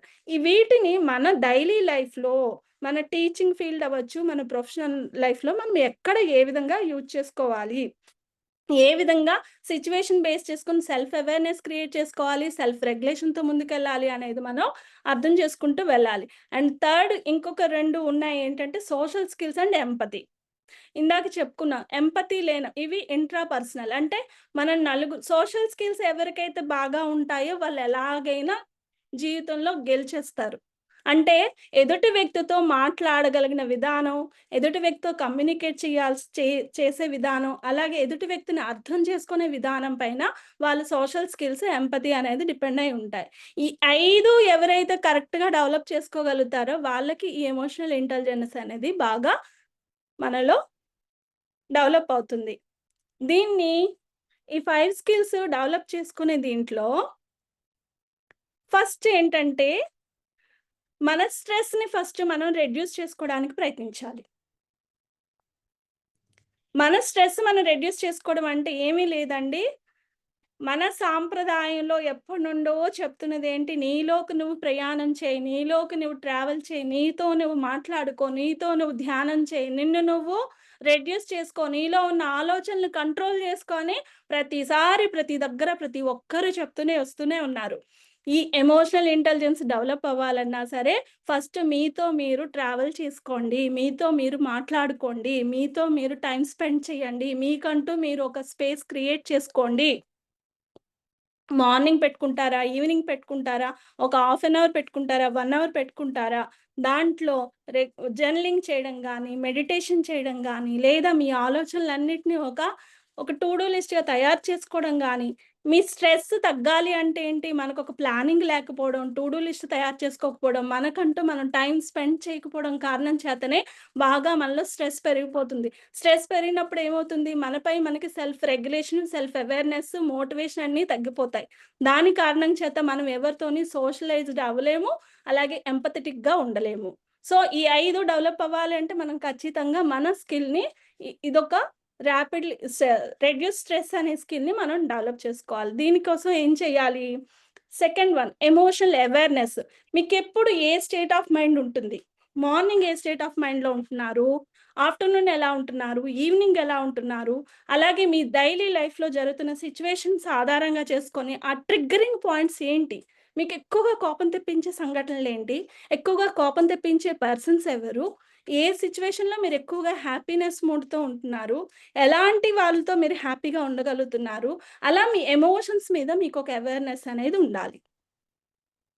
ఏ టైంలో మీరు హ్యాపీగా ఉంటున్నారు, ఏ టైంలో మీరు దీనిగా ఉంటున్నారు, సాడ్గా ఉంటున్నారు, లేదా జాయ్ఫుల్గా ఉంటున్నారు, లేకపోతే ఎక్కువ భావోద్వేగానికి గురవుతున్నారు, ఎలాంటి సంఘటనలు, ఆ ట్రిగ్గరింగ్ పాయింట్స్ అనేవి ఐడెంటిఫై చేసుకొని వాటిపైన కూడా అవేర్నెస్ క్రియేట్ చేసుకోవాలి. మనకి పాజిటివ్ ఎమోషన్స్, పాజిటివ్గా మనతో పాటు ఉన్న వ్యక్తుల ద్వారా మనలో పాజిటివ్ ఎమోషన్స్ డెవలప్ చేసుకుంటున్న సంఘటనలు ఏంటి, ఆ పర్సన్స్ ఏంటి, ఆ సిచ్యువేషన్స్ ఏంటి అనేది వాటిని మనం ఎక్కువగా ఇంప్రూవ్ చేసుకోవడానికి ప్రయత్నించాలి. And non verbal communication, emotional intelligence develop అవ్వాలి అంటే నాన్ వెర్బల్ కమ్యూనికేషన్ అనేది ఉండాలి. నాన్ వెర్బల్ కమ్యూనికేషన్ అంటే ఆల్రెడీ మీకు కమ్యూనికేషన్ స్కిల్స్ అనే టాపిక్ అయి ఉంటుంది కాబట్టి ఐడియా ఉంటుంది అనుకుంటున్నాను. నాన్ వెర్బల్ అంటే ఏంటి, బాడీ లాంగ్వేజ్తో మనం కమ్యూనికేట్ చేసే విధంగా ఉండాలి. ఇంట్లో పిల్లలు ఉన్నారు లేదా స్కూల్లో పిల్లలు ఉన్నారు, వాళ్ళు బాగా అల్లరి చేస్తుండేటప్పుడు వాళ్ళని కంట్రోల్ చేయాలి అంటే మనం మన కంటి చూపుతో, మన కళ్ళతో వాళ్ళని భయపెట్టే విధంగా లేదా వాళ్ళని కరెక్ట్ చేసే విధంగా మనం నాన్ వెర్బల్ కమ్యూనికేషన్ చేయాలి. అంటే అరిచి గీపెట్టి గోల పెట్టి కాకుండా ఎక్కడ ఏ సిచ్యువేషన్ వచ్చినా సరే ఎమోషనల్గా మీరు ఇంటెలిజెంట్గా ఉండాలి అంటే డెవలప్ చేసుకోవాల్సిన స్కిల్ ఏంటంటే నాన్ వెర్బల్ కమ్యూనికేషన్. మాటలతో కాదు, మీ బాడీ లాంగ్వేజ్తో. ఇప్పుడు మీరు ఒక ట్రైనర్గా బయటికి వెళ్ళాలి, క్లాసెస్ చెప్పాలి. క్లాస్ చెప్పేటప్పుడు ఎదురుగా చాలా మంది ఉంటారు, ఒక్కొక్కరు ఒక్కొక్క స్టేట్ ఆఫ్ మైండ్లో ఉంటారు. వాళ్ళు ఎలాంటి మైండ్ సెట్లో ఉన్నా వాళ్ళందరినీ మన బాడీ లాంగ్వేజ్తో, మన వాయిస్ మాడ్యులేషన్తో మనం వాళ్ళని కమ్యూనికేట్ చేయగలగాలి, మన వైపు వాళ్ళని అట్రాక్ట్ చేయగలగాలి. సో ప్రతి ఒక్కరికి కూడాను ఈ నాన్ వెర్బల్ కమ్యూనికేషన్ చాలా అవసరం. అండ్ ఫోర్త్ వన్ ఏంటంటే అప్పుడప్పుడు కొంచెం హ్యూమరస్గా మనం మనకొచ్చిన ఛాలెంజెస్, మనకి ఎదురైన ఛాలెంజెస్ను సీరియస్గా తీసేసుకోకుండా హ్యూమరస్గా వాటిని ట్రీట్ చేస్తూ, ఓహో ఇలా వచ్చిందా, దీన్ని ఇలా ట్రీట్ చేస్తే కానీ అవదా, లేదు అంటే అరిచి గోల పెడితే కానీ మనకి ఇది సాల్వ్ అవ్వదా, అక్కడికి వెళ్ళి తల మొత్తుకుంటే కానీ ఇది అవ్వదా, లేదా ఆ పర్సన్తో మనం ఎక్కువ మాట్లాడకుండా ఉండకుండా ఉంటే ఈ పని జరగదా, దీన్ని ఎలా డీల్ చేయాలి, అక్కడ కొంచెం ఆ ఛాలెంజెస్ని డీల్ చేసే విధానంలో మనం కొంచెం హ్యూమరస్గా ఎలా దీన్ని నార్మల్ చెయ్యొచ్చు అది తెలియాలి అంటే మన పైన మనకు అవేర్నెస్ ఉండేటప్పుడే దాన్ని ఎలా హ్యూమరస్గా తీసుకెళ్ళొచ్చు అనేది అర్థమవుతుంది. మీరు చెప్తుంటే అంటే లైవ్లీ మా మీరు ఎమోషన్స్ అన్ని చెప్పి కూడా అందరూ బాగా సిచ్యువేషన్స్ మా కళ్ళ ముందు వస్తున్నాయి మేడం. అందుకని అలా వింటూ ఉన్నాం మెస్మరైజ్ అయ్యి. అంటే ఎవ్రీబడి నాకేమనిపిస్తుందంటే ఎంపతి నేను మేడం, ఏమైనా empathy madam. Okay sir, empathy ఉండొచ్చు సార్, ఎంపతి కూడాను దాంట్లో మళ్ళీ మరీ డీప్ ఎంపథెటిక్గా ఉండకూడదండి. దానికి ఓకే ఓకే ఎగ్జాంపుల్ ఓకే ఎవరు చెప్పనా, మన మహాభారతంలో ఒక పర్సన్ బాగా ఎంపథెటిక్గా చెప్పొచ్చు, ఎవరు చెప్పగలరా? భీష్ముడు అనుకుంటా మేడం. భీష్ముడు ఎంపథెటిక్కే గానీ కర్ణుడు మేడం. జనరసిటీ ప్లస్ ఎంపథెటిక్ గా ఒక వ్యక్తిని బాగా చెప్పొచ్చు. ధర్మరాజు మేడం. ధర్మరాజు కాదండి, కర్ణుడు. దాతృత్వం, జనరసిటీ అంటే దాతృత్వం. ఎంపతి, ఎంపతి అడిగిన ప్రతి ఒక్కరికి తన దగ్గర ఉన్న ప్రతిదీ దానం చేసేసేవాడు. ఎదురున్న వ్యక్తి నిజం చెప్పాడా అబద్ధం చెప్పాడా అని తను ఎప్పుడు ఆలోచించలేదు, అడగగానే తన దగ్గర ఉన్న ప్రతిదీ ఇచ్చేసుకున్నాడు, అంతే కదా. కానీ దాతృత్వానికి ప్రతిరూపంగా ఆయన ఎక్కువ ఇచ్చినా సరే తన లైఫ్ని స్పాయిల్ అయిపోయింది కాబట్టి చిట్ట చివరిగా మహాభారతంలో హై పర్సన్స్గా ఎవరిని చెప్పారు, దానవీర సూరకర్ణ సినిమాలో కూడాను ఎన్టీఆర్ గారు భారతంలో అర్జునుడికి ఎంత ప్రాధాన్యత ఉన్నా కర్ణుడికి ఉన్నంత ప్రాధాన్యత చాలా ఎక్కువ అని చెప్పేసి ఆ క్యారెక్టర్ని హైలైట్ చేస్తూ ఆ సినిమా తీశారు ఆయన, అన్ని పాత్రలు ఆయనే చేస్తూ. ఎందుకు చేశారు, మహాభారతం కంప్లీట్గా మనం కరెక్ట్గా తెలుసుంటే మనకు అక్కడ కౌరవులు పాండవులతో పాటు కర్ణుడు అనే ఒక క్యారెక్టర్ ఉంది. ఆ కర్ణుడు క్యారెక్టర్ ఏంటంటే అడిగిన ప్రతిదీ అప్పచెప్పడం వల్ల తనకు కావాల్సింది కూడా ఆయన కోల్పోయి ఆఖరికి ఎవ్వరికి కాని పర్సన్గా మిగిలిపోయారు. అక్కడ హైలైట్ చేసింది ఎవరిని, అర్జునుడిని, ధర్మరాజుని, వీళ్ళనే చేశారు. అంటే ఇక్కడ నేను ఎవరిని తప్పు పట్టట్లేదు. సందర్భం వచ్చింది కాబట్టి, ఎంపతి అనే దానికి వచ్చింది కాబట్టి నేను చెప్పాను. ఎవరిని ఇక్కడ తప్పు పట్టట్లేదు. ఆయన ఎంపథెటిక్‌గా ప్రతీదీ అవతల వాళ్ళ కోణంలో ఆలోచించారు. కానీ తన కోణంలో కూడా తను ఆలోచించుకోవాలి కదా! ఇంద్రుడు వచ్చి అడిగాడు కవచకుండలాలు. పుట్టుకతో వచ్చిన కవచకుండలాలు. అవి ఉన్నంత వరకు తనెవ్వరు ఏమీ చేయలేరని తనకి తెలుసు. కానీ ఇంద్రుడు అడిగాడని చెప్పేసి ఆ పరిస్థితిలో ఇవ్వవలసొచ్చింది కాబట్టి ఇచ్చేశాడు. మనం మరీ అంత సానుభూతికతో ఎంపథెటిక్‌గా మనం వెళ్ళిపోయినా ప్రాబ్లమ్స్ ఫేస్ చేయాల్సుంటుంది. సో, ఆ సహానుభూతి ఎక్కడ చూపించాలి? ఎక్కడ చూపించకూడదు? ఎక్కడ ఏ విధంగా ఉండాలి అనేదే సెల్ఫ్ ఇంటెలిజెన్స్. అవేర్‌నెస్ చేసుకుంటూ ముందుకు వెళ్ళాలి. సెల్ఫ్ రెగ్యులేట్ చేసుకుంటూ ముందుకు వెళ్ళాలి. సో, మీకు ప్రతీదీ కూడా ఏవైనా కాన్‌ఫ్లిక్ట్స్ వచ్చినప్పుడు కాన్‌ఫ్లిక్ట్ అంటే ఏంటి? మనం రియాలిటీ ఒకటుంటే, మన ఎక్స్‌పెక్టేషన్స్ ఒకటుంటాయి. రియాలిటీకి, ఎక్స్‌పెక్టేషన్స్‌కి మనం రీచ్ అవ్వకపోయినప్పుడు కాన్‌ఫ్లిక్ట్ వస్తుంది. ఇది చెయ్యాలా? వద్దా? వెళ్ళాలా? వద్దా? ఇది కావాలి, అది కావాలి. దేన్ని సెలెక్ట్ చేసుకోవాలి? అలాంటప్పుడు మనం ఏం చెయ్యాలి అంటే, మనం స్వాట్‌నేసుకోవాలి. మీకు ఆల్రెడీ స్వాట్ అనాలిసిస్ అయిందా అండి టాపిక్కు? మీ No. స్ట్రెంగ్త్ ఏంటి? మీ వీక్‌నెస్ ఏంటి? మీకున్న ఆపర్చునిటీస్ ఏంటి? మీ థ్రెట్స్ ఏంటి? ఈ కాన్‌ఫ్లిక్ట్ నుంచి మనం ఎలా బయటపడాలి? Yes, ఒక ma'am. కాన్‌ఫ్లిక్ట్ నుంచి బయటపడాలి అంటే మీ స్ట్రెంగ్త్ ఎస్ ఏంటి? మ్యామ్. మీ స్ట్రెంగ్త్ ఏంటి? మీ వీక్‌నెస్ ఏంటి? మీ ఆపర్చునిటీస్ ఏంటి? మీకున్న ఆపర్చునిటీస్ ఏంటి? మీ థ్రెట్స్ ఏంటి? వాటి ఆధారంగా ఈ డెసిషన్‌ని ఈ కాన్‌ఫ్లిక్ట్ నుంచి బయటపడాలి అంటే పాజిటివ్‌గా కాన్‌ఫ్లిక్ట్ నుంచి బయటపడాలి అంటే మనం ఏ విధంగా మనల్ని మనం సెల్ఫ్ అవేర్‌నెస్ చేసుకొని, సెల్ఫ్ రెగ్యులేట్ చేసుకొని ముందుకు వెళ్ళాలి. ఆ కాన్‌ఫ్లిక్ట్ నుంచి రిజాల్వ్ చేసుకోవాలనేది ఆలోచించాలి. ఈ 5 ఎలిమెంట్స్ అనేవి మనకి ఈ ఎమోషనల్ ఇంటెలిజెన్స్ ఈ 5 ఎలిమెంట్స్‌ని డెవలప్ చేసుకోవడానికి ఉపయోగపడేవి. చేసుకోవాల్సిన స్కిల్స్ అన్నమాట. ఫస్ట్‌దేంటి reduce stress. Second one emotional awareness. Third one non verbal communication. Fourth one మీ హ్యూమర్ యాడ్ చేస్తూ ఆ ఛాలెంజెస్‌ని హ్యూమరస్‌గా డీల్ చేయాలి. చాలా సీరియస్‌గా వెళ్ళిపోకూడదు. And fifth one resolve conflicts first. పాజిటివ్‌గా మీ కాన్‌ఫ్లిక్ట్స్‌ని రిజాల్వ్ చేసుకోవడానికి ప్రయత్నించాలి. ఇక్కడ మనం స్వాట్‌ని అనేది యూజ్ చేయాలి. అలాగే ఎమోషనల్ అవేర్‌నెస్ దగ్గర కూడా స్వాట్ ఏసుకుంటూ ఉండాలండి. ఏదైనా ఒక సంఘటన వచ్చింది, డెసిషన్ తీసుకోవాలి. ఇప్పుడు సడెన్‌గా మీకు స్కూల్స్, టీచర్స్‌కి అప్పటికప్పుడు గవర్నమెంట్ రాత్రికి రాత్రి ఏవో డెసిషన్స్ తీసేసుకొని వెంటనే పాస్ చేయమని మీకు వచ్చేస్తుంటాయి. అదప్పుడు అదే టైంలో మీరు ఇంకేదో పర్సనల్‌గా మీ సిట్యుయేషన్స్ కనెక్ట్ అయ్యి పెట్టుకుంటారు. ఈరోజు ఇది చేసుకోవాలి అని. కానీ కంపల్సరీ దీనికి వెళ్ళాల్సొస్తుంది. అప్పుడు రెండిటిని మేనేజ్ చేయాల్సింది ఎలా చేయాలి అంటే, ఆ కాన్‌ఫ్లిక్ట్‌ని కరెక్ట్‌గా పాజిటివ్‌గా ఎలా రిజాల్వ్ చేసుకోవాలో ఆలోచించుకోవాలి. దేనికి ఫస్ట్ ప్రయారిటీ ఇవ్వాలి. తర్వాత దేనికి ఇవ్వాలి. ఏది ముందు చేసుకోవాలి. లేదు నా ప్లేస్‌లో వేరే వాళ్ళకి ఎవరికైనా నేను దాన్ని హ్యాండ్ ఓవర్ చేయడానికి వీలుందా? లేదు అక్కడ పర్సనల్ ఏదైతే మనం వెళ్ళాలనుకున్నామో ఆ సిట్యుయేషన్ ఇంకెవరికైనా అప్పజెప్పే ఛాన్స్ ఉందా? ఇలా మనం దాన్ని ఆ కాన్‌ఫ్లిక్ట్‌ని కరెక్ట్‌గా పాజిటివ్ వేలో రిజాల్వ్ చేసుకోవాలి. ఆ కాన్‌ఫ్లిక్ట్స్ మళ్ళీ మన మనసుకి, మన హార్ట్‌కి, బ్రెయిన్‌కి ఇబ్బంది పెట్టే విధంగా, మన పర్సనల్ రిలేషన్స్‌కి గానీ, ప్రొఫెషనల్ రిలేషన్స్ గానీ ఇబ్బంది పెట్టే విధంగా ఉండకూడదు. అండ్ ఈ డెవలప్ చేసుకోవాల్సిన మీకు సజెషన్స్ ఏంటి అంటే, ఫస్ట్ మీరసలు ఏం ఫీల్ అవుతున్నారు? మీ బిహేవ్ ఎలా ఉంటుంది అనేది pay attention that and observe your feelings and behaviour. మీరు ఎలా బిహేవ్ చేస్తున్నారు? మీరు ఎలా ఫీల్ అవుతున్నారు? ఏదైనా సిట్యుయేషన్‌లో మీకు ఎదురుపడ్డ ప్రతి సిట్యుయేషన్‌లో కూడా మీ ఎమోషన్స్ ఎలా ఉంటున్నాయి? మీ థాట్స్ ఎలా ఉంటున్నాయి? మీ బిహేవియర్ ఎలా ఉంటుంది? మీ ఫీలింగ్స్ ఎలా ఉంటుందంటే ఖచ్చితంగా ఎప్పటికప్పుడు మీరు అవేర్‌నెస్‌తో ఉండాలి. అలాగే మీ ఒపీనియన్స్‌ని క్వెషన్ చేసుకుంటూ ఉండాలి. నేనిప్పుడు ఇది అనుకుంటున్నాను. ఇది కరెక్టా? కాదా? మీకు మీరుగా సెల్ఫ్ క్వెషనింగ్ చేసుకోవాలి. అలాగే మీకు బాగా ఎవరితోనైతే డిస్కస్ చేయొచ్చు అనుకోవచ్చు. ప్రొఫెషనల్ అనుకోండి మీ టీమ్‌మేట్స్ అవ్వచ్చు. పర్సనల్ అనుకోండి ఇంట్లో మీ స్పౌస్‌తో అవ్వచ్చు. నేనిలా అనుకుంటున్నాను. ఏం చేయొచ్చు? కానీ చాలామంది జెంట్స్ గానీ, లేడీస్ గానీ చేసే పెద్ద పొరపాటు ఏటంటే మనం ఒకరితో ఒకరు చాలా వరకు ఓపెన్ అప్ అయ్యి మాట్లాడుకోము. కొంతమంది ఫైనాన్షియల్ సిట్యుయేషన్స్ లేడీస్ చెప్పరు. కొంతమంది వుమెన్ ఏం చేస్తారు తనకు కలిగిన పర్సనల్ కొన్ని సంఘటనలు జెంట్స్‌తో షేర్ చేసుకోరు. అలాంటి దగ్గరే అవి బయటపడిన తర్వాత కాన్ఫ్లిక్ట్స్ వస్తూ ఉంటాయి.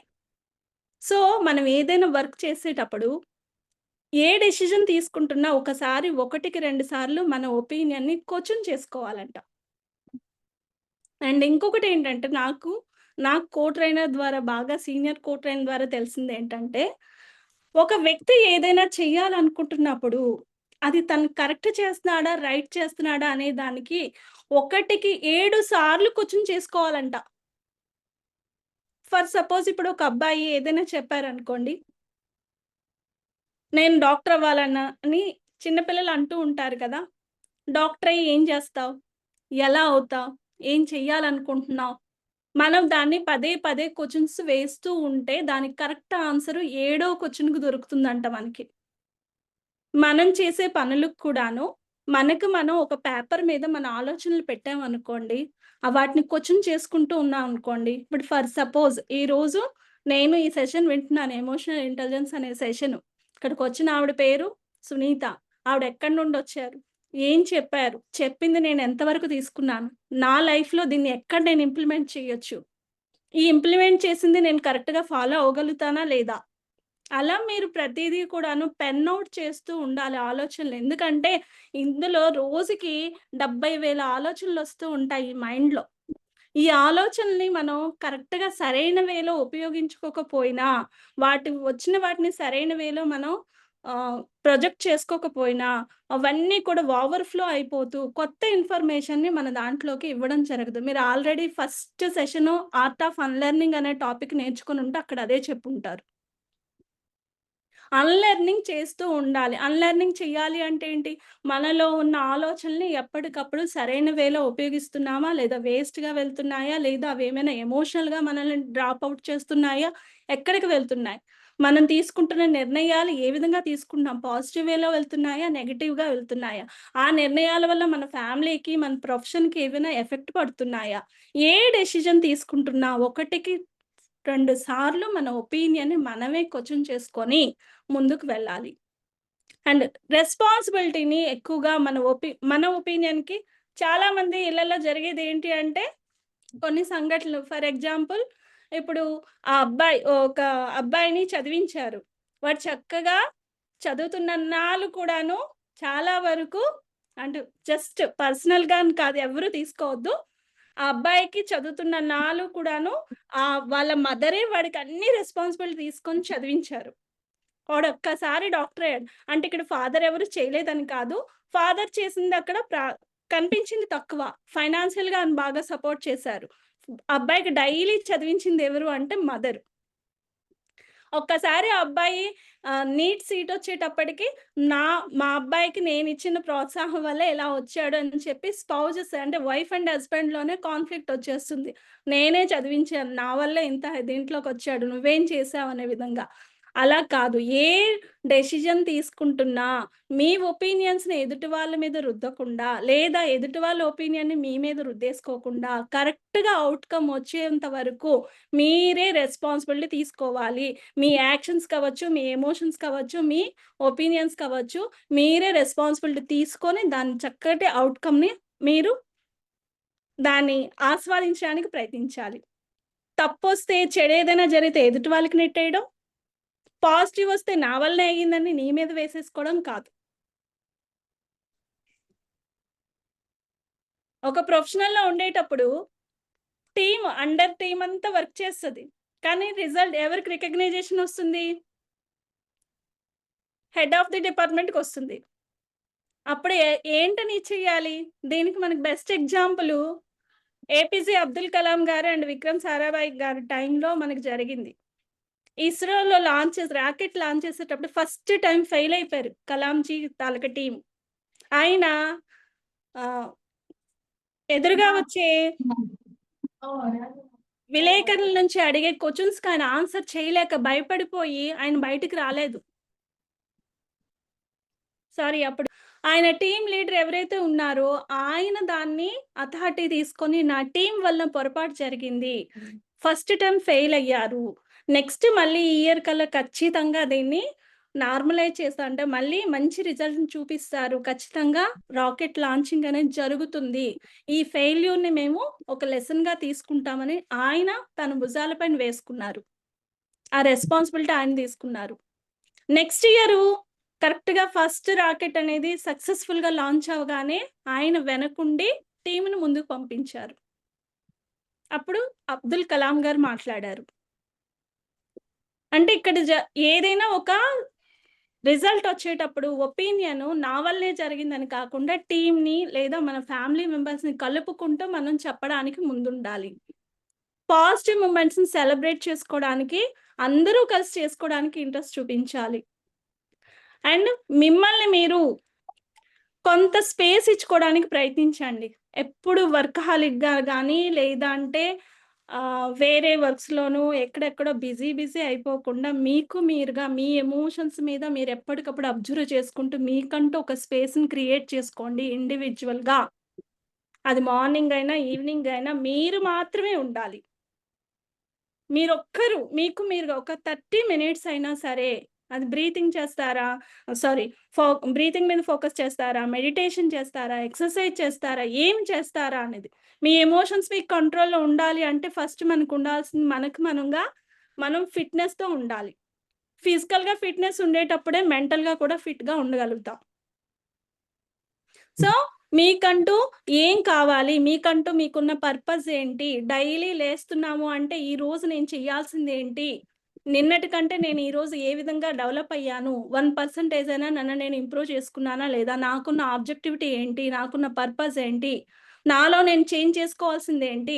నా ఎమోషన్స్ నేను ఏ విధంగా చేంజ్ చేసుకోవాలి? నా పర్సనల్ లైఫ్‌లో ఏ విధంగా నన్ను నేను ఇంప్రూవ్ చేసుకోవాలి? నా ఫ్యామిలీ లైఫ్‌లో ఏ విధంగా ఇంప్రూవ్ చేసుకోవాలి? లేదా నా ప్రొఫెషనల్ లైఫ్‌లో నేను ఏ విధంగా ఇంప్రూవ్ అవ్వాలి? నాకు ఇంకా ఏమైనా స్కిల్స్ అప్‌డేట్ చేసుకోవాలా? లేదు చేయాల్సినవి ఇంకేమైనా ఉన్నాయా? ఇలా మీకు మీరుగా మీకున్న ఆబ్జెక్టివ్ వైపు మీరు ఎప్పటికప్పుడు ఆలోచించాలి. అండ్ ఒక డైరీ మెయింటైన్ చేసుకోండి. డైరీ అంటే ఇక్కడ అర్థం జర్నలింగ్ చెయ్యాలి.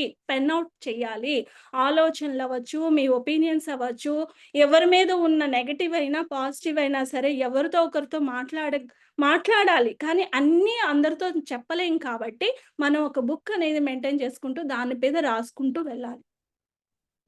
మీరెప్పుడైతే ప్రతి ఆలోచనని మీకొచ్చిన ప్రతీదీ కూడా పెన్ ఔట్ చేస్తారో, పేపర్ మీద రాస్తూ వెళ్తారో ఆటోమేటిక్‌గా మీ ఆలోచనలు కంట్రోల్ అవుతాయి. ఓవర్ థింకింగ్, ఓవర్‌గా ఎక్సైట్ అవ్వడం, ప్రతీదీ కూడా అతిగా ఆలోచించడం, అన్ని విధాలా ప్రమాదకరం అంటాం. ఆ అతి అనేది బాగా కంట్రోల్ అవుతుంది. మీ మైండ్ సెట్, మీ ఎమోషన్స్ అన్నీ మీ కంట్రోల్‌లోకొస్తాయి. అండ్ మీ ట్రిగ్గర్స్‌ని ఎప్పటికప్పుడు ఎమోషనల్‌గా మిమ్మల్ని ట్రిగ్గరింగ్ చేస్తున్న కూడాను ఎప్పటికప్పుడు రీచెక్ చేసుకుంటూ ఉండండి. అండ్ మీ మోటివేటర్స్‌ని ఐడెంటిఫై చేసుకోండి. మోటివేటర్స్ అంటే మీ బయట నుంచి మిమ్మల్ని మోటివేట్ చేసే వాళ్ళైనా అవ్వచ్చు. లేదా మీ ఇంటర్నల్‌గా ఏ సిట్యుయేషన్స్‌లో మీరు ఎక్కువ మోటివేట్ అవుతున్నారు. అది మీరు అబ్జర్వ్ చేసుకోవాలి. అండ్ మీ యొక్క ఇనిషియన్స్ కూడాను ట్రస్ట్ చెయ్యాలి. ఒక్కొక్కసారి మన మనసు చెప్పేది కూడాను ఆలోచించడానికి ప్రయత్నించాలి. దాంతో పాటుగా ఎప్పుడూ కూడా ఫిజికల్ హెల్త్‌ని ప్రాపర్‌గా మెయింటైన్ చేయడానికి ప్రయత్నించండి. ఎక్సర్సైజ్ చేయండి. హెల్తీ డైట్‌ని తీసుకోండి. ఇది చాలా చాలా ఇంపార్టెంట్ అండి. మనం ఏదైతే లోపలికి తీసుకుంటున్నామో, మనం తీసుకుంటున్న ఫుడ్ బేస్ చేసుకొని కూడా మన బాడీలో ఈ ఎమోషన్స్ అనేవి ఎక్కువగా ఉత్పన్నమవుతూ ఉంటాయి.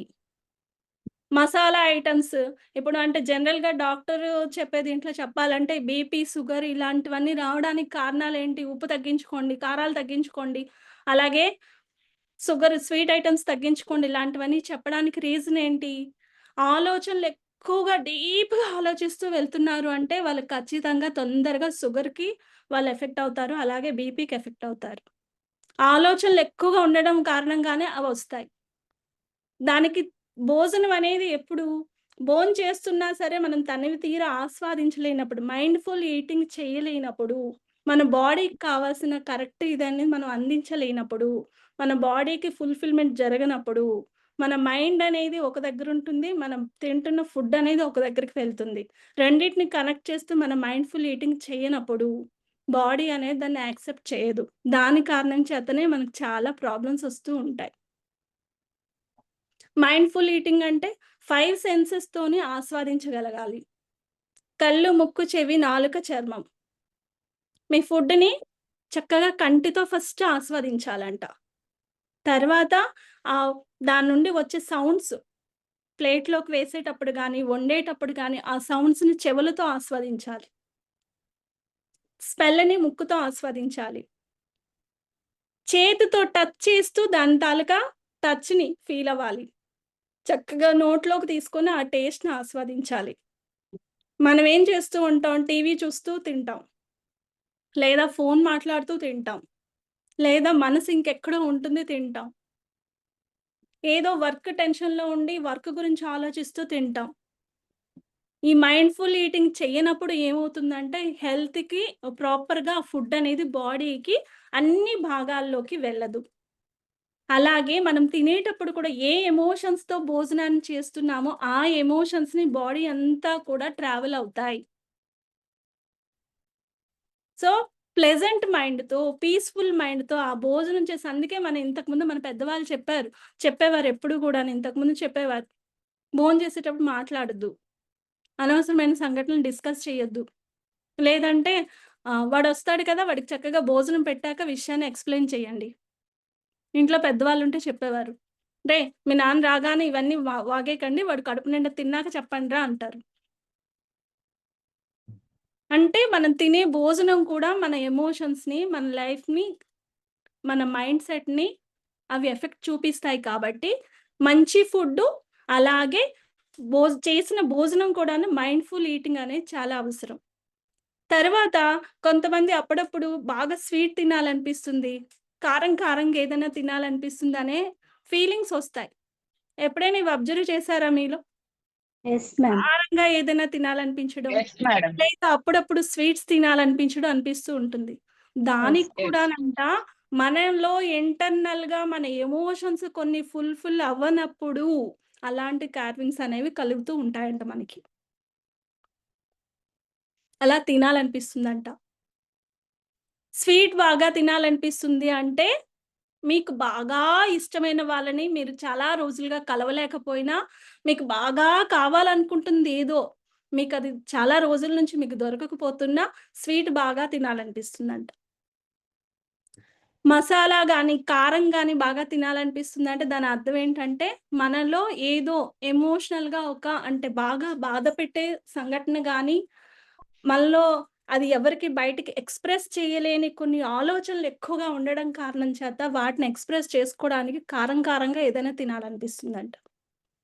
సో, మనం తీసుకునే ఫుడ్డు, మనం ఎలా తింటున్నాం, ఏ విధంగా మన బాడీ దాన్ని యాక్సెప్ట్ చేస్తుంది, వీటిపైన కూడా మనం అవేర్‌నెస్‌తో ఉండాలి.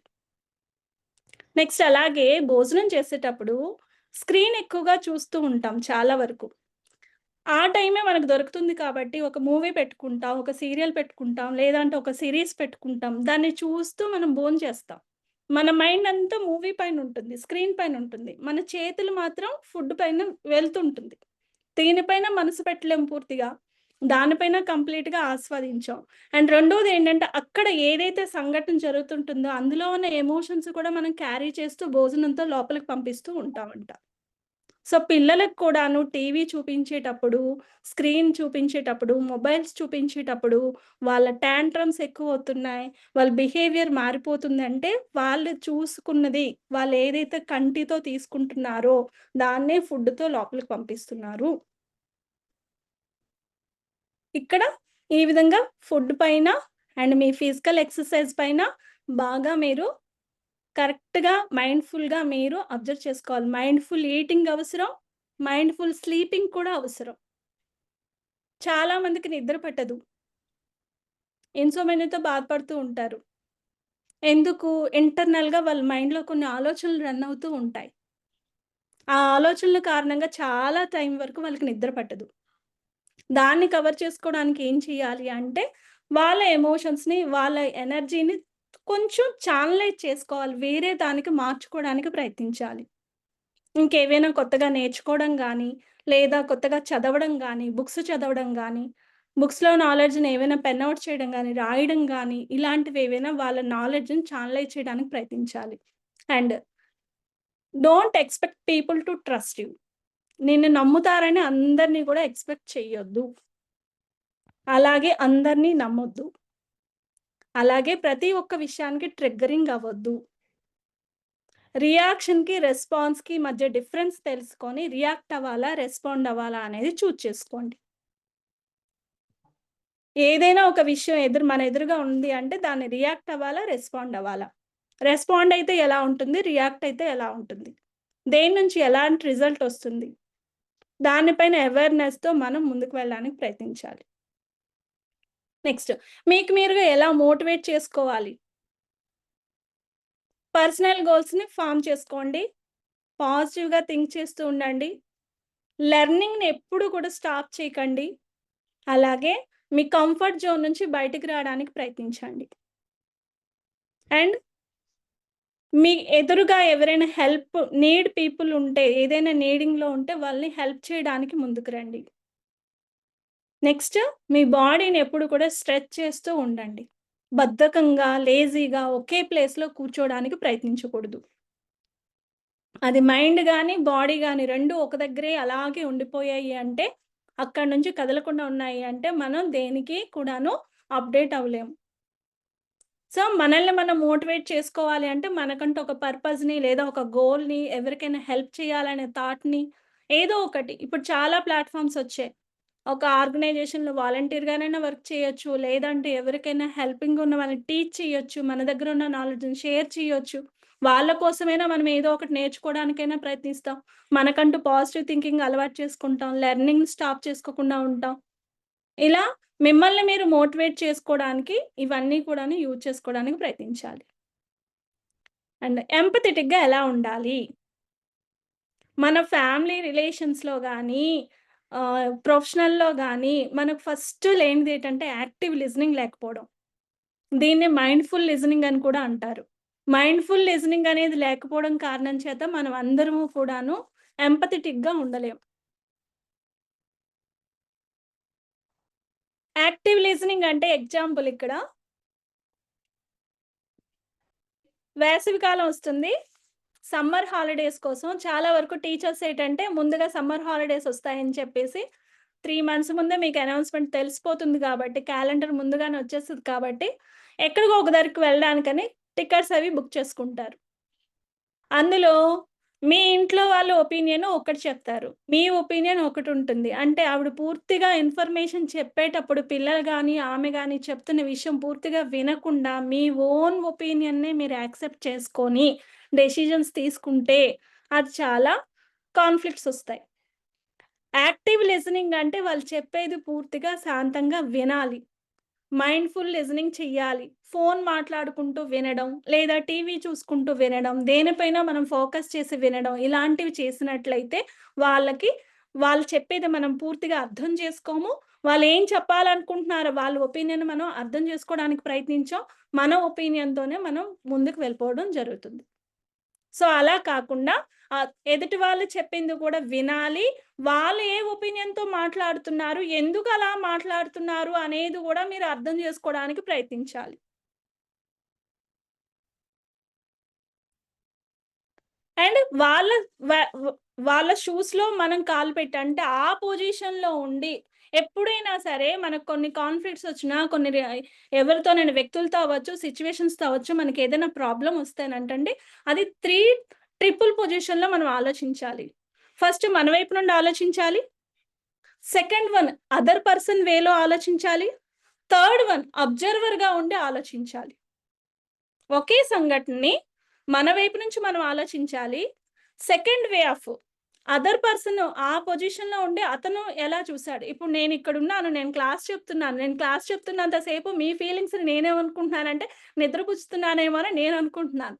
మీరేం ఆలోచిస్తున్నారో గూడా నా వైపు నుంచి నేను ఆలోచించాలి. మీ పొజిషన్‌లో ఉండి నేను ఆలోచించాలి. అలాగే ఈ 2 కాకుండా ఒక అబ్జర్వర్‌గా ఈ సిట్యుయేషన్ మనం ఆలోచించాలి. అప్పుడే మనకి ఎంపథెటిక్ నేచర్ అనేది అలవాటవుతుంది. అంటే కొంతమంది ఉంటారు చూసారా? అతని ధోరణి అతనిదే గాని మన మాట అస్సలు వినడు. వాడికేం తోస్తే వాడు అదే చేస్తాడు. మన మాట ఎంత చెప్పినా వినడు. చెవిటోడి దగ్గర శంఖం ఊదినట్లే మన మాట అస్సలు పట్టించుకోడు. అలాంటి వాళ్ళకి చెప్పడం వేస్టు. చెప్పి మనం అలసిపోవడమే అనే విధంగా చాలా వరకు రిలేషన్స్‌లో కాన్ఫ్లిక్ట్స్ రావడానికి, రిలేషన్స్ చాలా వరకు ఫేడ్ అయిపోవడానికి రీజన్ ఏంటంటే ఆ యాక్టివ్ లిసనింగ్ లేకపోవడం, ఎంపథెటిక్‌గా ఆలోచించకపోవడం కారణంగానే జరుగుతూ ఉంటాయి. సో, మీరు ఎక్కడికైనా వెళ్ళినా లేదా ఏ పొజిషన్‌లో ఉన్నా కొంచెం అడాప్టింగ్ నేచర్‌లోకి ఉండాలి. మన ఫ్యామిలీలో మనకు కావాల్సిన విధంగా మనతో పాటు వచ్చిన వ్యక్తి ఉండకపోవచ్చు. తన ఆలోచనలు గాని, తన అలవాట్లు గాని, తన ఆహార్యం గాని, తన పెరిగిన వాతావరణం గాని డిఫరెంట్‌గా ఉంటుంది. దాన్ని కూడా మీరు యాక్సెప్ట్ చేయగలగాలి. నేను ఇలాగే పెరిగాను, నేను ఇలాగే ఉంటాను, నాకు ఇవే నచ్చుతాయి, నాకు నచ్చినవే నువ్వు చేసి పెట్టు, నాకు నచ్చినవే నువ్వు కూడా తినాలి, ఈ విధంగా. లేదు అంటే మనం ఏదో ప్రొఫెషన్‌లో ఉన్నాం. నాకున్న అలవాట్లే నా టీమ్ అంతా ఇదవ్వాలి, నాతో ఉన్న స్టాఫ్ అంతా అలాగే మూవ్ అవ్వాలి అనుకుంటే అది ఎప్పుడూ కూడా జరగదు. సో, ఆ కల్చర్‌కి తగ్గట్టుగా, ఆ ఏరియాకి తగ్గట్టుగా మనల్ని మనం అడాప్ట్ చేసుకుంటూ ముందుకు వెళ్ళాలి. అండ్ మీ సోషల్ స్కిల్స్ ఎలా డెవలప్ చేసుకోవాలి? ప్రతి ఒక్కరికి అవైలబుల్‌గా ఉండేటట్లు, ప్రతి వారితో కూడా నెట్వర్కింగ్ డెవలప్ చేసుకుంటూ, అందరితో కూడాను నోన్ పర్సన్‌గా ఉండాలి. అలా అని చెప్పి మరీ డీప్‌గా నోన్ పర్సన్‌గా ఉండకూడదు. అలా అని పూర్తిగా అన్నోన్ పర్సన్‌గా కూడా ఉండకూడదు. ఉండాలి. ప్రెజెన్స్ ఉండాలి. ఆ ప్రెజెన్స్ ఉంటూ మనం ఎంతవరకు ఉండాలో అంతవరకు మాత్రమే మనం ఇన్వాల్వ్ అవ్వాలి. అలా అని చెప్పి పూర్తిగా లేరు అనిపించుకోకూడదు. అండ్ మీరేమైతే చెప్తున్నారో, ఎలా అయితే చెప్తున్నారో అది చెప్పే విధానం కూడాను, నేనేమైతే చెప్పాలనుకుంటున్నానో, నీ ఒపీనియన్ పూర్తిగా అవతల వాళ్ళ పైన రుద్దేయకుండా, వాళ్ళది కూడా యాక్సెప్ట్ చేస్తూ, మీరు చెప్పాలనుకున్నది కూడా హౌ యూ సే, మీరు ఎలా చెప్తున్నారో దానిపైన కూడా సోషల్ స్కిల్స్ అనేవి డెవలప్ అయ్యి, సోషల్ స్కిల్స్ డిపెండ్ అవుతుంటాయి. చాలా మందికి ఈ సోషల్ స్కిల్స్ బాగా ఉన్నవాళ్ళు నలుగురితో అన్ని రకాలుగా పా పొలిటికల్ పర్సన్స్ అవ్వచ్చు, పాలిటిక్స్‌లో ఉన్నవాళ్ళు గానీ, హెచ్ఆర్ డిపార్ట్‌మెంట్‌లో ఉన్నవాళ్ళు గానీ, సొసైటీలో బాగా నలుగురితో కలిసి మూవ్ అవుతున్న వాళ్ళందరికీ కూడా ఈ సోషల్ స్కిల్స్ ఖచ్చితంగా ఉండాలి. ఇప్పుడు మనం ఒక ట్రైనర్‌గా ఈ ఎమోషనల్ ఇంటెలిజెన్స్ నేర్చుకుంటున్నాము అంటే, మనం ఒక ట్రైనింగ్ టాపిక్ చెప్పడానికి వెళ్ళేటప్పుడు ఎదురుగా ఉన్న పర్సన్స్ వాళ్ళ తాలూకా సోషల్ స్కిల్స్‌ని బేస్ చేసుకొని వాళ్ళందరినీ మనం ఐడెంటిఫై చేసుకొని, నేను ఇలాగే చెప్తా, నువ్వు ఇలాగే వినాలి అంటే అక్కడ కుదురుతుందా? నాకు మేడం. నచ్చింది నేను చెప్తాను, మీరు నేను చెప్పిందే వినండి అంటే కుదురుతుందా? ఇప్పుడు మీరు లేదు ఈ మేడం. స్టార్టింగ్‌లో ఎఫెక్టివ్ పబ్లిక్ స్పీకింగ్ రిలేటెడ్‌గా కొన్ని నేర్చుకున్నారు స్టార్టింగ్. ఎటిక్విట్స్ ఎలా ఉండాలి? జూమ్ ఎటిక్విట్స్ ఎలా ఉండాలి? పబ్లిక్ స్పీకర్‌గా మీరు ముందుకు వెళ్ళాలంటే స్టేజ్ ఫియర్ ఎలా ఓవర్‌కమ్ చేయాలి? మీ బాడీ లాంగ్వేజ్ ఎలా ఉండాలి? మీ వాయిస్ మాడ్యులేషన్ ఎలా ఉండాలి? మీ కంటెంట్ ప్రిపరేషన్ ఎలా చేసుకోవాలి? మీ నీడ్ అనాలిసిస్ ఎలా చేసుకోవాలి? ఇవన్నీ తెలుసుకొని ఉండాలి. సోషల్ స్కిల్స్‌లో కూడా ఒక పొజిషన్‌లో మనం ఉండి, ఎక్కడికైనా మనం ఎవరితో మాట్లాడుతున్నా, ఒకరితో డీల్ చేస్తున్నా, అసల మన బాడీ లాంగ్వేజ్ ఎలా ఉండాలి? మన అటైర్ ఎలా ఉండాలి? మన వే ఆఫ్ టాకింగ్ ఎలా ఉండాలి? వాయిస్ మాడ్యులేషన్ ఎలా ఉండాలి? నాకిష్టం వచ్చినట్టు నేను అరుస్తూ, కేకలేస్తూ చెప్తాను అంటే కుదరదు కదా! వాటిని కరెక్ట్‌గా మనం డెవలప్ చేసుకొని, మనం ఏ విధంగా మాట్లాడాలి? ఏ విధంగా మనం అక్కడున్న వాళ్ళ మైండ్ సెట్‌ని మనం అందరినీ కలిపి కంట్రోల్ చేసుకుంటూ ఎలా చెప్పాలి? మన కంటెంట్‌ని ఎలా ప్రిపేర్ చేసుకోవాలి? వాళ్ళందరికీ బేస్ చేసుకొని ముందుకు వెళ్ళడానికి ఇవన్నీ ఈ సోషల్ స్కిల్స్ అక్కడ మనం చాలా జాగ్రత్తగా యూజ్ చేయాలి.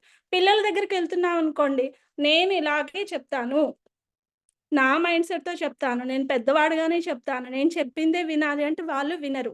పిల్లలకి తగ్గట్టుగా మన తాలూకా కంటెంట్‌ని మార్చాలి, మన వాయిస్ మాడ్యులేషన్ మార్చుకోవాలి, మనం చెప్పాల్సిన టాపిక్‌ని కూడా పిల్లల మైండ్ సెట్‌కి ఈక్వల్ అయ్యేటట్లుగా మనం ప్రిపేర్ చేసుకొని ముందుకు వెళ్ళాలి. పిల్లల దగ్గరికి వెళ్ళేటప్పుడు పిల్లల తాలూకా సోషల్ స్కిల్స్ మనం నేర్చుకొని ఉండాలి. పెద్దవాళ్ళ దగ్గరికి వెళ్ళేటప్పుడు పెద్దవాళ్ళ మైండ్ సెట్‌ని మనం సాటిస్ఫై చేసే విధంగా, వాళ్ళకి అర్థమయ్యే విధంగా చెప్పేటట్లుగా మన సోషల్ స్కిల్స్ అనేవి ఉండాలి. అంటే అందరిలోనూ ఉండాలి.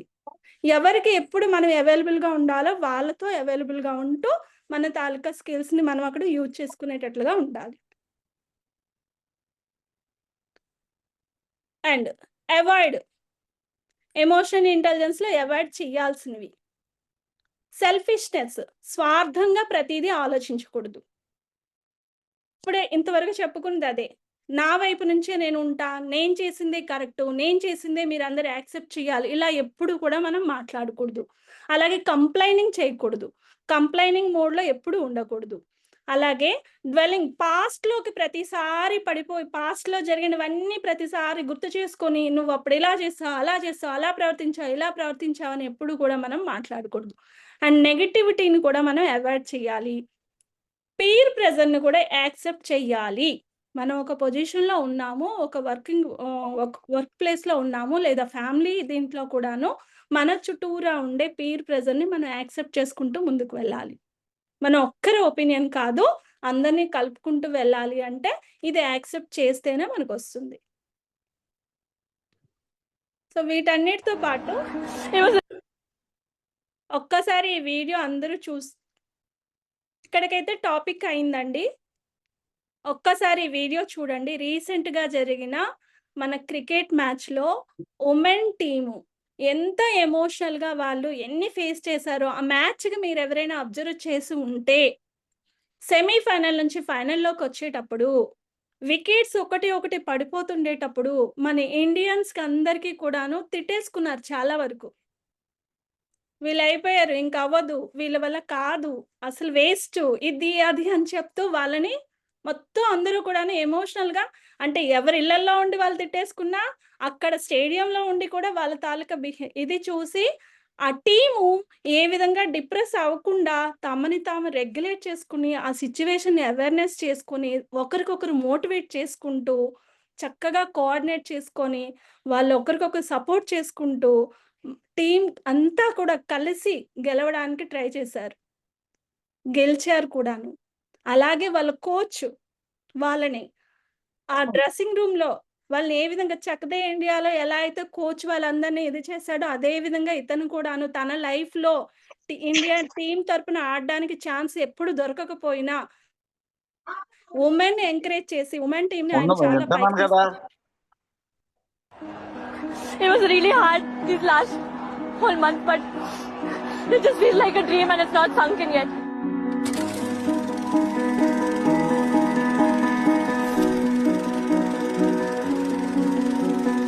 Last year I was dropped from this World Cup. This year I came in, I thought, వచ్చారు.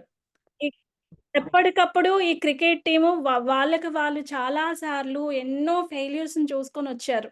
వీళ్ళకంటే ప్రీవియస్ బ్యాచెస్‌లో ఉన్న వాళ్ళందరూ ఈ మ్యాచ్ వీళ్ళు వరల్డ్ కప్ విన్ అయిన తర్వాత వాళ్ళు చెప్పింది ఏంటంటే, ఈసారి బీసీసీఐ గాని అంటే మన క్రికెట్ ఇండియా తరపున ఏదైతే ఉందో బీసీఐ వాళ్ళు గాని, ఐసీఐ గాని వీళ్ళందరూ కూడా వీళ్ళకి మెన్‌తో ఈక్వల్‌గా వాళ్ళకి రెన్యూనెంట్ ఇవ్వడం జరిగింది. అంతకు ముందైతే కనీసం అసలు వాళ్ళ టిక్కర్స్‌గా ఇచ్చే ఛాన్స్ కూడా లేదంట. ₹1000 కూడా రాలేదంట ఒక్కొక్కరికి. కానీ దేశం కోసం వాళ్ళందరూ పోరాడారు. వాళ్ళందరి తాలూకా వాల్యూస్‌ని ఈ టీమ్ అనేది మళ్ళీ హైక్‌లోకి తీసుకొచ్చింది. ఎంత ఎమోషనల్‌గా ఒక్కొక్కరు ఫ్యామిలీ స్టోరీస్ వింటే ఒక్కొక్కరిది ఒక్కొక్క స్టోరీ. ఆ టీమ్‌లో ఒక్కొక్కరు హర్మన్ ప్రీత్ కౌర్ అవ్వచ్చు, సెఫాలి అవ్వచ్చు, మన ఆంధ్ర నుంచి ఒక అమ్మాయి, కడప నుంచి ఉన్న అమ్మాయి అవ్వచ్చు. ప్రతి ఒక్కరు కూడా చాలా ప్రాబ్లమ్స్ ఫేస్ చేశారు. వాళ్ళ ఫ్యామిలీస్ కూడా బయట నుంచి చాలా ఎమోషనల్‌గా చాలా స్ట్రగుల్ ఫేస్ చేశారు. అమ్మాయిలకేంటి, క్రికెట్ ఏంటి, మీ ఫైనాన్షియల్ కండిషన్‌కి ఇది అవసరమా? ఇప్పుడు ఇవన్నీ అవసరమా? ఇది అదని చెప్పి అందరూ వాళ్ళని ఎప్పుడూ కూడాను ఎమోషనల్‌గా బర్న్‌ఔట్ చేసినా సరే వాళ్ళ పిల్లల మీద నమ్మకాన్ని పెట్టారు. వీళ్ళు కూడాను వాళ్ళ కోచ్ మీద నమ్మకంతో ఇండియా కోసం వాళ్ళ ఎమోషన్స్ అన్నీ కూడాను భారతదేశం కూడా ఫనంగా పెట్టి అందరూ కలిసి వర్కౌట్ చేసి ఎమోషనల్‌గా వాళ్ళందరూ కూడాను విన్నర్స్‌గా మిగిలారు. ఈ క్రికెట్ అయిన తర్వాత ఎవరైనా చూసుంటే ఆస్ట్రేలియన్‌తో ఆడారు కదా! ఎవరైతే ఆస్ట్రేలియా ఎప్పుడు 7 టైమ్స్ వరల్డ్ కప్ విన్ అయిన ఆస్ట్రేలియా వుమెన్ టీమ్ నుంచి అందులో నుంచి ఒక పర్సను మన ఇండియా టీమ్ గురించి, ఈ ఇండియన్ అమ్మాయిల గురించి ముంబైలో జరిగిన ఆ స్టేడియంలో జరిగిన మొత్తం అన్ని విషయాలకి వాళ్ళైతే చాలా పొగుడుతూ తను ఒక వీడియో చేసి సోషల్ మీడియాలో అప్‌లోడ్ చేయడం జరిగింది.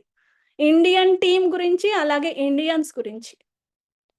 మీరు ఎమోషనల్‌గా మిమ్మల్ని ప్రతిసారి వాళ్ళని మేము వికెట్స్ తీసేటప్పుడు, రన్స్ ఇవ్వనప్పుడు, మేము కావాల్సే వాళ్ళని భయపెడుతూ మేము చేసినా సరే వాళ్ళవన్నీ తట్టుకొని ముందుకు నిలిచి ఇండియా కోసం వాళ్ళు నిలిచారు. మీరు కూడా అంతే సపోర్ట్ ఇచ్చారు ఎమోషనల్‌గా అని చెప్పి తను ఒక వీడియో చేసి రిలీజ్ చేయడం జరిగింది. ఇక్కడ వీళ్ళ కండిషన్ అర్థం చేసుకుంటే ఆ ఎమోషనల్ ఇంటెలిజెన్స్ బేస్ చేసుకొని ఎక్కడ ఏ విధంగా వాళ్ళు కంట్రోల్ ఉండాలా, కంట్రోల్ ఎక్కడ తప్పాలా తప్పకూడదు అన్నది ఆలోచించుకుంటూ ఒకరికొకరు సపోర్ట్ చేసుకొని ముందుకు వచ్చారు. ఇంకా 2 వీడియోస్ ఉన్నాయి కానీ టైం చాలా అయింది It was కాబట్టి really hard. లేదు. కానీ ఫైనల్ గా నేను చెప్పాలనుకుంటుంది ఒక్కటండి, people are different but not difficult. People are different but not difficult. అలాగే people are not difficult, they are different.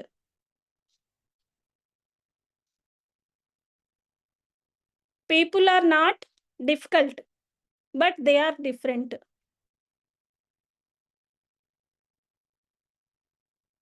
మన లైఫ్లో మనతో ఉన్న పీపుల్ అవ్వచ్చు, మనతో ఉన్న ఫ్యామిలీ అవ్వచ్చు, వాళ్ళందరూ కూడాను డిఫరెంట్గా ఉండొచ్చు కానీ అందరూ డిఫికల్ట్ కాదు. మనము కరెక్ట్గా మన ఎమోషనల్ ఇంటెలిజెన్స్ యూజ్ చేసుకొని కరెక్ట్గా మనం ముందుకు వెళ్తే అన్ని సిచ్యువేషన్స్ని అందరినీ కూడా మనం చక్కగా హ్యాపీగా డీల్ చేయొచ్చు. కష్టం అనుకుంటే కష్టంగానే ఉంటుంది. అక్కడ మనం డెవలప్ చేసుకోవాల్సిన ఇప్పటి వరకు చెప్పుకున్న ప్రతిదీ కూడా సెల్ఫ్ అవేర్నెస్, సెల్ఫ్ రెగ్యులేషను, అలాగే motivation, empathy, next social skills.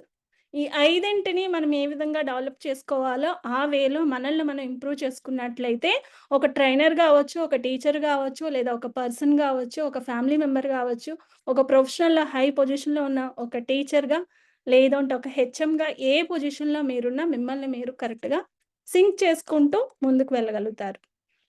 So EQ అనేది చాలా చాలా అవసరం. And thank you so much. ఇప్పుడు ఏవైనా డౌట్స్ ఉన్నా అడగొచ్చండి. Thank you, ma'am. It was a nice session. Thank you so much. Sridevi ma'am, Sridevi madam గారు. Yes sir, madam అయినట్టున్నారు. Yeah madam, thank you so much Sunitha madam.